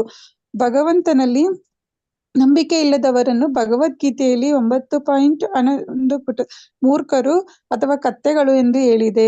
ಮೂಢರು ದೇವೋತ್ತಮ ಪರಮ ಪುರುಷನನ್ನು ಹೀನೈಸುತ್ತಾರೆ, ಏಕೆಂದರೆ ಅವರಿಗೆ ಆಚಾರ್ಯರಾದವರಿಂದ ಪರಿಪೂರ್ಣ ಜ್ಞಾನ ಪ್ರಾಪ್ತವಾಗಿರುವುದಿಲ್ಲ. ಐಹಿಕ ಶಕ್ತಿಯ ಸುಳಿಯಲ್ಲಿ ಸಿಕ್ಕಿ ವಿಚಲಿತನಾದವನು ಆಚಾರ್ಯನಾಗಲು ಅರ್ಹನಲ್ಲ. ಭಗವದ್ಗೀತೆಯನ್ನು ಕೇಳುವುದಕ್ಕೆ ಮುಂಚೆ ಅರ್ಜುನನು ಐಹಿಕ ಜಗತ್ತಿನ ಸುಳಿಗೆ ಸಿಲುಕಿ ತನ್ನ ಸಂಸಾರ ಸಮಾಜಗಳ ಮೇಲಿನ ಪ್ರೀತಿಗೆ ಸಿಲುಕಿ ವಿಚಲಿತನಾಗಿದ್ದನು. ಅರ್ಜುನನು ಪರೋಪಕಾರಿಯೂ ಅಹಿಂಸಾವಾದಿಯೂ ಆಗ ಬಯಸಿದನು. ಪರಮಪುರುಷನಿಂದ ಭಗವದ್ಗೀತೆಯ ವೈದಿಕ ಜ್ಞಾನವನ್ನು ಕೇಳಿದ ಮೇಲೆ ಅವನು ತನ್ನ ಮನಸ್ಸನ್ನು ಬದಲಿಸಿ ಕುರುಕ್ಷೇತ್ರ ಯುದ್ಧವನ್ನು ಯೋಜಿಸಿದ ಶ್ರೀಕೃಷ್ಣನ ಉಪಾಸಕನಾದನು. ಅರ್ಜುನನು ತನ್ನ ಸಂಬಂಧಿಕರು ಎನಿಸಿಕೊಂಡವರ ಮೇಲೆ ಯುದ್ಧ ಮಾಡುವುದರ ಮೂಲಕ ಕೃಷ್ಣನನ್ನು ಪೂಜಿಸಿದನು. ಹೀಗೆ ಅವನು ಕೃಷ್ಣನ ಪರಮ ಭಕ್ತನಾದನು. ಒಬ್ಬನು ನಿಜವಾದ ಕೃಷ್ಣನನ್ನು ಪೂಜಿಸಿದರೆ ಮಾತ್ರ ಇಂಥ ಕೆಲಸಗಳು ಸಾಧ್ಯ. ಭಗವದ್ಗೀತೆ ಮತ್ತು ಶ್ರೀಮದ್ ಭಾಗವತಗಳಲ್ಲಿ ಹೇಳಿದ ಕೃಷ್ಣ ವಿದ್ಯೆಯೇ ಸೂಕ್ಷ್ಮ ವಿವರಗಳನ್ನು ಅರಿಯದ ಮೂರ್ಖರು ಸೃಷ್ಟಿಸಿದ ಕೃಷ್ಣನನ್ನು ಪೂಜಿಸುವುದರಿಂದ ಸಾಧ್ಯವಿಲ್ಲ. ಹರೇ ಕೃಷ್ಣ ಮಾತಾಜಿ. ಧನ್ಯವಾದಗಳು ಮಾತಾಜಿ. ಅಲ್ವಾ? ನೋಡಿ, ನಮ್ಗೆ ಇಲ್ಲಿ ಮತ್ತೆ ನಮ್ಗೆ ಆ ಒಂದು ಗುರುವಿನ ಮಹತ್ವವನ್ನ ಹೇಳ್ತಾ ಇದಾರೆ ಅಲ್ವಾ? ನಾನು ಇಲ್ಲಪ್ಪ, ನಾನು ಗೋಲ್ಡ್ ಮೆಡಲಿಸ್ಟ್ ಅಲ್ವಾ, ನಾನು ಇದು ಸಾಹಿತ್ಯದಲ್ಲಿ ನಾನು ಏನು ಪಾಂಡಿತ್ಯವನ್ನ ಹೊಂದಿದ್ದೀನಿ ಅಂದ್ರೂ ಸಹ ನಮ್ಗೆ ಈ ಭಗವದ್ಗೀತೆನ ನಾವೇ ಓದೋದ್ರೆ ನಮ್ಗೆ ಖಂಡಿತ ಅರ್ಥ ಮಾಡ್ಕೊಳ್ಲಿಕ್ಕೆ ಸಾಧ್ಯ ಇಲ್ಲ. ಆ ಗುರು ಪರಂಪರೆಯಲ್ಲಿ ಬಂದಿರುವಂತಹ ಗುರುಗಳ ಮೂಲಕ ನಾವು ತಿಳ್ಕೊಂಡ್ರೆ ಅಷ್ಟೇನೆ. ಆ ಗುರುಗಳು ತಮ್ಗೆ ತಾವೇ ಏನೋ ಒಂದನ್ನ ಅವರು ಕಲ್ಪನೆ ಮಾಡ್ಕೊಂಡು ನಮ್ಗೆ ಹೇಳ್ತಾ ಇಲ್ಲ. ಅವರ ಗುರುಗಳು ಏನ್ ಹೇಳ್ತಾರೋ ಅದನ್ನ ನಮ್ಗೆ ಹೇಳ್ತಾ ಇದಾರೆ. ಅವರ ಗುರುಗಳಿಂದ ಏನನ್ನ ತಿಳ್ಕೊಂಡಿದಾರೋ ಅದನ್ನೇ ನಮ್ಗೆ ಇಲ್ಲಿ ತಿಳಿಸಿ ಕೊಡ್ತಾ ಇದ್ದಾರೆ ಅಲ್ವಾ? ಸೊ ಕೊನೆಗೆ ಅದು ಕೃಷ್ಣ ಏನ್ ಹೇಳಿದಾರೋ ಅದೇ ಒಂದು ಭಾವದಲ್ಲಿ, ಮನಸ್ಥಿತಿಯಲ್ಲಿ ನಮ್ಗೆ ಆ ಜ್ಞಾನ ತಲುಪ್ತಾ ಇದೆ ಅಲ್ವಾ? ಸೊ ಅದಕ್ಕೆ ನಮ್ಗೆ ಇಲ್ಲಿ ಹೇಳ್ತಾ ಇದಾರೆ. ಆದ್ರೆ ಇಲ್ಲಿ ಮೂರ್ಖರು, ಕತ್ತೆಗಳು ಅಂತ ಹೇಳ್ಬಿಟ್ಟು ನಮ್ಗೆ ಭಗವದ್ಗೀತೆಯಲ್ಲಿ ಕೃಷ್ಣನೇ ಹೇಳ್ತಾರೆ ಅಲ್ವಾ? ಅವಜಾನಂತಿ ಮಾಮೂಢ ಮಾನುಷೀಂ ತರುಣಮಾಶ್ರಿತಂ. ಅವ್ರಿಗೆ ಅರ್ಥ ಆಗೋದಿಲ್ಲ. ನಾನು ಒಂದು ಮನುಷ್ಯ ರೂಪದಲ್ಲಿ ಬಂದಾಗ ಅವರು ಮೂಢರು, ಅವರು ನನ್ನನ್ನ ಏನಂತ ಅರ್ಥ ಮಾಡ್ಕೋತಾರೆ, ಅವ್ರ ತರನೇ ನಾನು ಒಬ್ಬ ಅಂತ ಅನ್ಕೋತಾರೆ. ಆದ್ರೆ ಅವ್ರಿಗೆ ನನ್ನ ಆ ಒಂದು ಪರಮಸ್ಥಾನ ಅರ್ಥ ಆಗೋದಿಲ್ಲ. ಸಕಲ ಕಾರಣಗಳಿಗೆ ಕಾರಣ ನಾನೇ ಅಂತ ಹೇಳ್ಬಿಟ್ಟು ಅವ್ರಿಗೆ ಅರ್ಥ ಆಗೋದಿಲ್ಲ ಅಂತ ಹೇಳ್ಬಿಟ್ಟು ಹೇಳ್ತಾರೆ. ಸೊ ಯಾಕೆ ಅಂತಂದ್ರೆ ಅವರು ಅಂತಹ ಒಬ್ಬ ಆಚಾರ್ಯರಿಂದ ಜ್ಞಾನವನ್ನ ಪಡ್ಕೋತಾ ಇರ್ತಾರೆ. ಅವ್ರಿಗೆ ಪರಿಪೂರ್ಣ ಜ್ಞಾನ ಅವ್ರಿಗೆ ಅರ್ಥ ಆಗೋದಿಲ್ಲ. ಮತ್ತೆ ಆಚಾರ್ಯರಾದವರು ಅಷ್ಟೇ, ಯಾರು ಈ ಒಂದು 3 ಗುಣಗಳಲ್ಲಿ ಸಿಕ್ಕಾಕೊಂಡಿರ್ತಾರೆ, ಈ ಐಹಿಕ ನೆಲೆಯಲ್ಲಿ ಇರ್ತಾರೆ, ಅವರು ನಿಜವಾದ ಆಚಾರ್ಯರಾಗ್ಲಿಕ್ಕೆ ಸಾಧ್ಯ ಇಲ್ಲ. ಅವ್ರು ಯಥಾರೂಪವಾಗಿ ಅಂದ್ರೆ ಧೀರ ಅಲ್ವಾ. ಅವ್ರಿಗೆ ಆ ಒಂದು ಧೀರ ಅಂದ್ರೆ ಆ ಸತ್ಯವನ್ನ ಹೇಳುವಂತಹ ಒಂದು ಧೈರ್ಯವೇ ಅವ್ರಿಗೆ ಇಲ್ಲ. ಗೊತ್ತಿದ್ರುನು ಅವರು ನಾನಾ ಕಾರಣಗಳಿಂದ ಹೇಳೋದಿಲ್ಲ. ಇಲ್ಲಾಂದ್ರೆ ಅವರು ಗುರು ಪರಂಪರೆಯಲ್ಲಿ ಅವರು ಜ್ಞಾನವನ್ನ ಪಡ್ಕೊಂಡಿರೋದಿಲ್ಲ. ಅದಕ್ಕೋಸ್ಕರ ಅವರು ಆ ಸತ್ಯವನ್ನ ಅವರು ತನ್ನ ಶಿಷ್ಯರಿಗೆ ಅವರು ತಿಳಿಸ್ಲಿಕ್ಕೆ ಸಾಧ್ಯ ಇಲ್ಲ. ಸೊ ಅದಕ್ಕೆ ನಮ್ಗೆ ಇಲ್ಲಿ ಅರ್ಜುನನ ಎಕ್ಸಾಂಪಲ್ ಅನ್ನ ಕೊಡ್ತಾ ಇದ್ದಾರೆ ಇಲ್ಲಿ. ಆ ಭಗವದ್ಗೀತೆನ ಕೇಳಿಕಿನ ಮುಂಚೆ ಅರ್ಜುನ ಏನ್ ಹೇಳ್ತಾರೆ, ತನ್ನ ಬಂಧು ಬಾಂಧವರನ್ನ ನೋಡಿ ನಾನು ಯುದ್ಧ ಮಾಡೋದಿಲ್ಲಪ್ಪ ಅಂತ ಹೇಳ್ತಾರೆ. ಕಾರಣ ಏನ್ ಕೊಡ್ತಾರೆ ಅವರು, ಇವ್ರೆಲ್ಲ ಸಾಯಿಸಿದ್ರೆ ನನ್ಗೆ ಪಾಪ ಬರುತ್ತೆ, ಸಂತೋಷ ಏನ್ ಸಿಗತ್ತೆ, ಮತ್ತೆ ವರ್ಣಶಂಕರ ಏರ್ಪಡುತ್ತೆ, ನನಗೆ ಏನ್ ಮಾಡ್ಬೇಕು ಅಂತ ಗೊತ್ತಾಗೋದಿಲ್ಲ ಅಂತ ಹೇಳ್ಬಿಟ್ಟು ಈ ತರ ಹಲವಾರು ಕಾರಣಗಳನ್ನ ಅವರು ಕೊಡ್ತಾರೆ ಅಲ್ವಾ.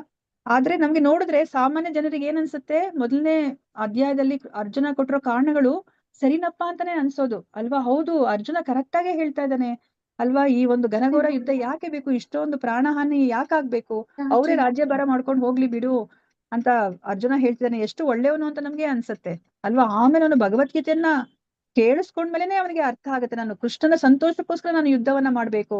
ಹೌದು, ನನಗೆ ಇಷ್ಟ ಇಲ್ಲ ನನ್ನ ಬಂಧು ಬಾಂಧವರನ್ನ ಕೊಲ್ಲಲಿಕ್ಕೆ, ಆದ್ರೆ ಕೃಷ್ಣನ ಸಂತೋಷವೇ ನಮ್ಮ ಸಂತೋಷ. ಋಷಿಕೇಶ ಸೇವನಂ ಭಕ್ತಿ ರುಚ್ಯತೆ ಅಲ್ವಾ. ನಮ್ಮ ಇಂದ್ರಿಯಗಳಿರೋದೇ ಆ ಋಷಿಕೇಶ, ಋಷಿ ಅಂದ್ರೆ ಋಷಿಕ ಅಂತಂದ್ರೆ ಇಂದ್ರಿಯಗಳ ಒಡೆಯನಾದ ಆ ಕೇಶವನನ್ನ ಮೆಚ್ಚಿಸ್ಲಿಕ್ಕೆ. ಸೊ ಕೃಷ್ಣನಿಗೆ ಏನ್ ಸಂತೋಷವೇ ಅದೇ ನಮ್ಮ ಸಂತೋಷ. ಕೃಷ್ಣನ ಸಂತೋಷ ಏನಿದೆ, ಈ ಒಂದು ರಾಜ್ಯಭಾರವನ್ನ ಯಾರು ಧರ್ಮದ ಮಾರ್ಗದಲ್ಲಿ ನಡೀತಿದಾರೋ ಅವರು ನಡೆಸ್ಕೊಂಡು ಹೋಗ್ಬೇಕು ಅಂತ ಅವರ ಆಸೆ ಇದೆ. ಸೊ ಅದಕ್ಕೋಸ್ಕರ ಈಗ ತನಗಿಷ್ಟ ಇಲ್ದಲೇ ಇದ್ರು ಸಹ ಅರ್ಜುನ ಕೃಷ್ಣನ ಸಂತೋಷಕ್ಕೋಸ್ಕರ ಇವಾಗ ಯುದ್ಧವನ್ನ ಮಾಡ್ದ. ಈ ರೀತಿ ಅವನು ಪೂಜೆಯನ್ನ ಮಾಡ್ತಾನೆ. ಯುದ್ಧ ಮಾಡುವುದರ ಮೂಲಕ ಕೃಷ್ಣನಿಗೆ ಪೂಜೆಯನ್ನ ಮಾಡ್ತಾ ಇದ್ದಾರೆ. ಈಗ ನಮ್ಗೆ ಪ್ರಭುಪಾದರು ಏನನ್ನ ಹೇಳಿದರೆ, ನಾವ್ ಹೇಗೆ ಪೂಜೆಯನ್ನ ಮಾಡ್ಬೇಕು ಕೃಷ್ಣನಿಗೆ, ನಾವು ಈ ಒಂದು ಜ್ಞಾನವನ್ನ ಪ್ರಚಾರ ಮಾಡ್ಬೇಕು, ಎಲ್ಲರಿಗೂ ಪ್ರಚಾರ ಮಾಡ್ಬೇಕು. ಯಾಕಂದ್ರೆ ಇದು ಅಷ್ಟು ಸುಲಭ ಮಾರ್ಗವನ್ನ ಕೊಟ್ಟಿದ್ದಾರೆ ಕಲಿಯುಗದಲ್ಲಿ ಭಗವಂತನ ಬಳಿಗೆ ಹೋಗ್ಲಿಕ್ಕೆ. ಇದನ್ನೆಲ್ಲ ನಾವು ಪ್ರಚಾರ ಮಾಡಿದ್ರೆ ಭಗವಂತನಿಗೆ ನಾವು ಪೂಜೆ ಮಾಡ್ದಂಗ ಆಗತ್ತೆ. ಇಲ್ಲಾಂದ್ರೆ ನಾವು ಭಗವದ್ಗೀತೆನ ನಾವು ಓದಿದ್ರೆ ಜ್ಞಾನದ ಮೂಲಕ ಭಗವಂತನಿಗೆ ನಾವು ಪೂಜೆಯನ್ನ ಮಾಡ್ದಂಗ ಆಗತ್ತೆ. ಅರ್ಜುನ ಈ ಒಂದು ಭಗವದ್ಗೀತೆ ಜ್ಞಾನವನ್ನ ನೇರವಾಗಿ ಕೃಷ್ಣನ ತಿಳ್ಕೊಂಡು ಅವನು ಯುದ್ಧ ಮಾಡುವುದರ ಮೂಲಕ ಕೃಷ್ಣನಿಗೆ ಪೂಜೆಯನ್ನ ಅವರು ಮಾಡ್ತಾರೆ ಅಲ್ವಾ. ಅದನ್ನ ನಮ್ಗೆ ಇಲ್ಲಿ ತಿಳಿಸಿಕೊಡ್ತಾ ಇದ್ದಾರೆ. ಹರೇ ಕೃಷ್ಣ. ಕಂಟಿನ್ಯೂ ಮಾಡ್ಲಾ ಅಥವಾ ಇದನ್ನ ನಾಳೆ ವೇದಾಂತ ಇದು ಇನ್ನೊಂದು 1.5 pages ಇದೆ. ಈಗ ನಮ್ಗೆ ಅಂದ್ರೆ ಯಾರಿಂದ ನಾವು ಈ ಜ್ಞಾನವನ್ನ ಪಡ್ಕೋಬೇಕು ಅಂತ ನಮ್ಗೆ ಇಲ್ಲಿ ಹೇಳ್ತಾ ಇದ್ದಾರೆ. ಮತ್ತೆ ಯಾರ್ ಬೇಕಾದ್ರೂ ಈ ಜ್ಞಾನವನ್ನ ಪಡ್ಕೋಬಹುದು. ಮತ್ತೆ ಯಾರಿಗೆ ಪೂಜೆಯನ್ನ ಮಾಡ್ಬೇಕು, ಯಾರಿಗೆ ಪೂಜೆಯನ್ನ ಮಾಡಿದ್ರೆ ನಮ್ಗೆ ಎಲ್ಲರಿಗೂ ಮುಕ್ಕೋಟಿ ದೇವತೆಗಳಿಗೂ ಸಲ್ಲುತ್ತೆ, ಮತ್ತೆ ಇಡೀ ಆ ಸೃಷ್ಟಿಲಿರುವಂತಹ ಪ್ರತಿಯೊಂದು ಜೀವರಾಶಿಗೂ ಸಹ ಆ ಸಂತೋಷವನ್ನ ನಾವು ಕೊಡಬಹುದು ಅನ್ನೋದನ್ನ ನಮ್ಗೆ ಇಲ್ಲಿ ಹೇಳ್ತಾ ಇದ್ದಾರೆ. ನಮ್ಗೆ ಆ ಭಕ್ತಿ ಮಾರ್ಗದ ಬಗ್ಗೆ ನಮ್ಗೆ ತಿಳಿಸಿಕೊಡ್ತಾ ಇದ್ದಾರೆ. ಅದೇ ನಾವ್ ಈ ತರ ಭಕ್ತಿಯನ್ನ ಮಾಡ್ತಾ ಮಾಡ್ತಾ ಏನಾಗುತ್ತೆ ಅಂದ್ರೆ ನಮ್ಮಲ್ಲಿರುವಂತಹ ಆ ರಜೋಗುಣ, ತಮೋಗುಣ, ಸತ್ವಗುಣ ಎಲ್ಲವೂ ಸಹ ನಾಶವಾಗಿ ನಾವು ಆ ಒಂದು ಶುದ್ಧ ಸತ್ವಗುಣಕ್ಕೆ ನಾವು ಬರ್ತೀವಿ ಅಂತ ಹೇಳ್ಬಿಟ್ಟು ನಮ್ಗೆ ಹೇಳ್ತಾ ಇದ್ದಾರೆ. ಮತ್ತೆ ಈ ಒಂದು ಜ್ಞಾನಕ್ಕೆ ಯಾವುದೇ ಒಂದು ಭೇದ ಭಾವ ಅನ್ನೋದಿಲ್ಲ. ಅಯ್ಯೋ, ಇವಾಗ ನಾನೇನಾದ್ರೂ ಮೆಡಿಕಲ್ ಓದ್ಬೇಕಂತಂದ್ರೆ ನನಗೊಂದು ಅರ್ಹತೆ ಇರ್ಬೇಕು, ಇಷ್ಟು ಪರ್ಸೆಂಟೇಜ್ ಅಂತ ಬಂದಿರ್ಬೇಕು ಅಲ್ವಾ.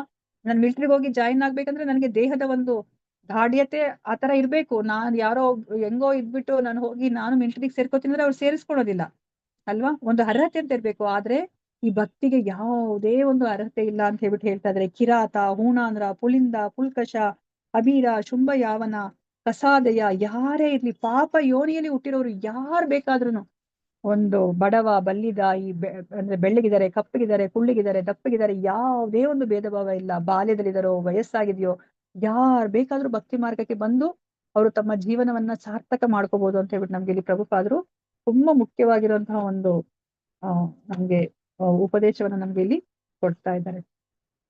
ಹರೇ ಕೃಷ್ಣ. ನಾಳೆ ನಾಗವೇಣಿ ಮಾತಾಜಿ ಮಾಡ್ತಾರೆ. ಇನ್ನ ಇಷ್ಟಿದೆ, 1.5 pages ಇದೆ. ಕ್ಲಾಸ್ 7 ಗಂಟೆಗೆ ಮಾತಾಜಿ? 8 ಗಂಟೆಗೆ ಪ್ರಭುಜಿ, 8 ರಿಂದ 9. ಭಕ್ತಿ ರಸ ಇದು ಲೆವೆಲ್ 4 ಅಲ್ವಾ? ಇದು ಲೆವೆಲ್ 3 ಪ್ರಭುಜಿ. ಲೆವೆಲ್ 4 ಇದೇ ಲಿಂಕ್ ಅಲ್ಲೇ ಆಯ್ತು ಪ್ರಭುಜಿ. 7 to 8 ಆಗೋಯ್ತು. ಮತ್ತೆ ಭಕ್ತಿ ರಸಾಮೃತ ಸಿಂಧು ಇದು ಕ್ಲಾಸ್ ಆಗ್ತದಿಲ್ಲ?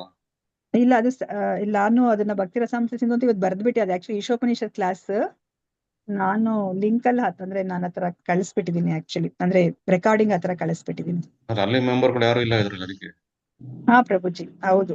ಇದಕ್ಕಿಂತ ಮುಂಚೆ ಎಲ್ಲರೂ ಬಂದಿದ್ರು. ಸೌಮ್ಯ ಮಾತಾಜಿ ಅವರೆಲ್ಲ ಇದ್ರು, ಹನುಮಂತ್ ಪ್ರಭುಜಿ ಅವರೆಲ್ಲ ಇದ್ರು. ಇದು ಲೆವೆಲ್ 3 ಪ್ರಭುಜಿ, ನ್ಯೂ ಬ್ಯಾಚ್ ಇದು ಲೆವೆಲ್ 3. ನೀವು ಲೆವೆಲ್ 4 ಅಂದ್ರೆ 7 to 8. ನಾಳೆ 7 to 8 ಇದೆ ಪ್ರಭುಜಿ. ನಾಳೆ ನಾಡಿದ್ದಿದೆ, ಜಾಯಿನ್ ಆಗಿ ನೀವು. ಹರೇ ಕೃಷ್ಣ. ಸೊ ಹರೇ ವೇದಾಂತ ಕೃಷ್ಣ. ಸೂತ್ರದ ಧನ್ಯವಾದ. ಪ್ರಕಾರ ಧನ್ಯವಾದಗಳು ಪ್ರಭುಜಿ. ಇಲ್ಲಿಂದ ನಾಳೆ ನಿಮ್ಗೆ ನಾಗವೇಣಿ ಮಾತಾಜಿ ಮಾಡ್ತಾರೆ. ಈಶೋಪನಿಷತ್ ಗ್ರಂಥ ಮಹಾರಾಜ್ ಕಿ ಜೈ, ಶ್ರೀಲ ಪ್ರಭುಪಾದ್ ಕಿ ಜೈ, ಶ್ರೀಲ ಗುರುದೇವ್ ಕಿ ಜೈ. ಇಲ್ಲಿ ಎದುರು ಅನಂತ ಕೋಟಿ ವೈಷ್ಣವ ಭಕ್ತರೊಂದಿಗೆ ಜೈ. ವಾಂಚಕಲ್ಪತರುಭ್ಯಶ್ಚ ಕೃಪಾ ಸಿಂಧು ಬೇವಚ ಪತಿತಾನಾಂ ಪಾವನೇಭ್ಯೋ ವೈಷ್ಣವೇಭ್ಯೋ ನಮೋ ನಮಃ. ಹರೇ ಕೃಷ್ಣ ಕೃಷ್ಣ ಕೃಷ್ಣ ಹರೇ ಹರೇ, ಹರೇ ರಾಮ ರಾಮ ರಾಮ ಹರೇ ಹರೇ. ಹರೇ ಕೃಷ್ಣ. ಸೊ ಇವತ್ತಿನ ದಿವಸದಲ್ಲಿ ನಾವು ಯಾರನ್ನ ಪೂಜೆ ಮಾಡಿದ್ರೆ ನಮ್ಗೆ ಏನು ಫಲ ಸಿಗುತ್ತೆ ಅಂತ ನಾವು ತಿಳ್ಕೊಂಡ್ವಿ. ಎಲ್ಲರನ್ನೂ ಪೂಜೆ ಮಾಡಿದ್ರೆ ಒಂದೇ ಫಲ ಸಿಗೋದಿಲ್ಲ ಅನ್ನೋದನ್ನ ನಾವು ಸ್ಪಷ್ಟವಾಗಿ ನಮ್ಗೆ ಇಲ್ಲಿ ಪ್ರಭುಪಾದರು ಅರ್ಥ ಮಾಡಿಸ್ತಾ ಇದ್ದಾರೆ. ಸಕಲ ಕಾರಣಗಳಿಗೆ ಕಾರಣನಾದ ಪರಮನನ್ನ ಪೂಜಿಸಿದ್ರೆ ಮಾತ್ರ ನಮ್ಗೆ ಆ ಒಂದು ಪರಮ ಫಲ ಸಿಗುತ್ತೆ, ನಮ್ಗೆ ಆ ಪೂರ್ಣ ಫಲ ಅನ್ನೋದು ಸಿಗುತ್ತೆ.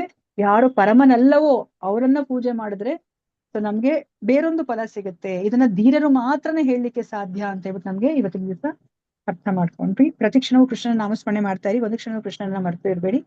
ಹರೇ ಕೃಷ್ಣ. ಎಲ್ಲರಿಗೂ ಧನ್ಯವಾದಗಳು.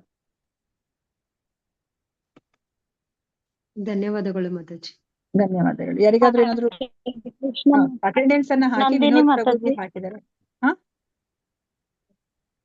ಮಾತಾಜಿ ನಂದಿನಿ ಮಾತಾಜಿ. ಹರೇ ನಂದಿನಿ ಕೃಷ್ಣ ಮಾತಾಜಿ. ಹರೇ ಕೃಷ್ಣ ಮಾತಾಜಿ. ಕೆಲ್ಸಕ್ಕೆ ಹೋಗಿದ್ದೆ, ಇವಾಗ ಬಂದಿದ್ದೀನಿ. ಅದೇನ್ PDF ಇದೆಯಾ, ಅದು ಕಳ್ಸ್ಕೊಡ್ತೀರಾ? ಏನ್ ಮಾತಾಜಿ, ಏನ್ ಕಳಿಸ್ಬೇಕು? ಅಪ್ಪ ಅದೇನೋ ರೆಡಿ ಮಾಡಕ್ ಹೇಳಿದ್ರಲ್ಲ ಮಾತಾಜಿ, PPT. ಇನ್ನೂ ಆಗಿಲ್ಲ ಮಾತಾಜಿ, ಮಾಡ್ಬೇಕು. ಅಲ್ಲ, ಅದು ಒಂದ್ ಸ್ವಲ್ಪ ಲಿಂಕ್ ಕಳಿಸ್ತೀರಾ? ನನ್ನ ಹತ್ರ ಇಲ್ಲ, ಡೆಲೀಟ್ ಆಗಿದೆ. ಸರಿ ಮಾತಾಜಿ, ಗ್ರೂಪ್ಗೆ ಆಡ್ ಮಾಡಕ್ ಹೇಳ್ರಿ ಮಾತಾಜಿ. ಇದು ನಾಗವೇಣಿ ಮಾತಾಜಿ ಮಾಡ್ತಾ ಇದ್ದಾರೆ, ಗ್ರೂಪ್ಗೆ ಆಡ್ ಮಾಡ್ತಾ ಇದ್ದಾರೆ ಮಾತಾಜಿ.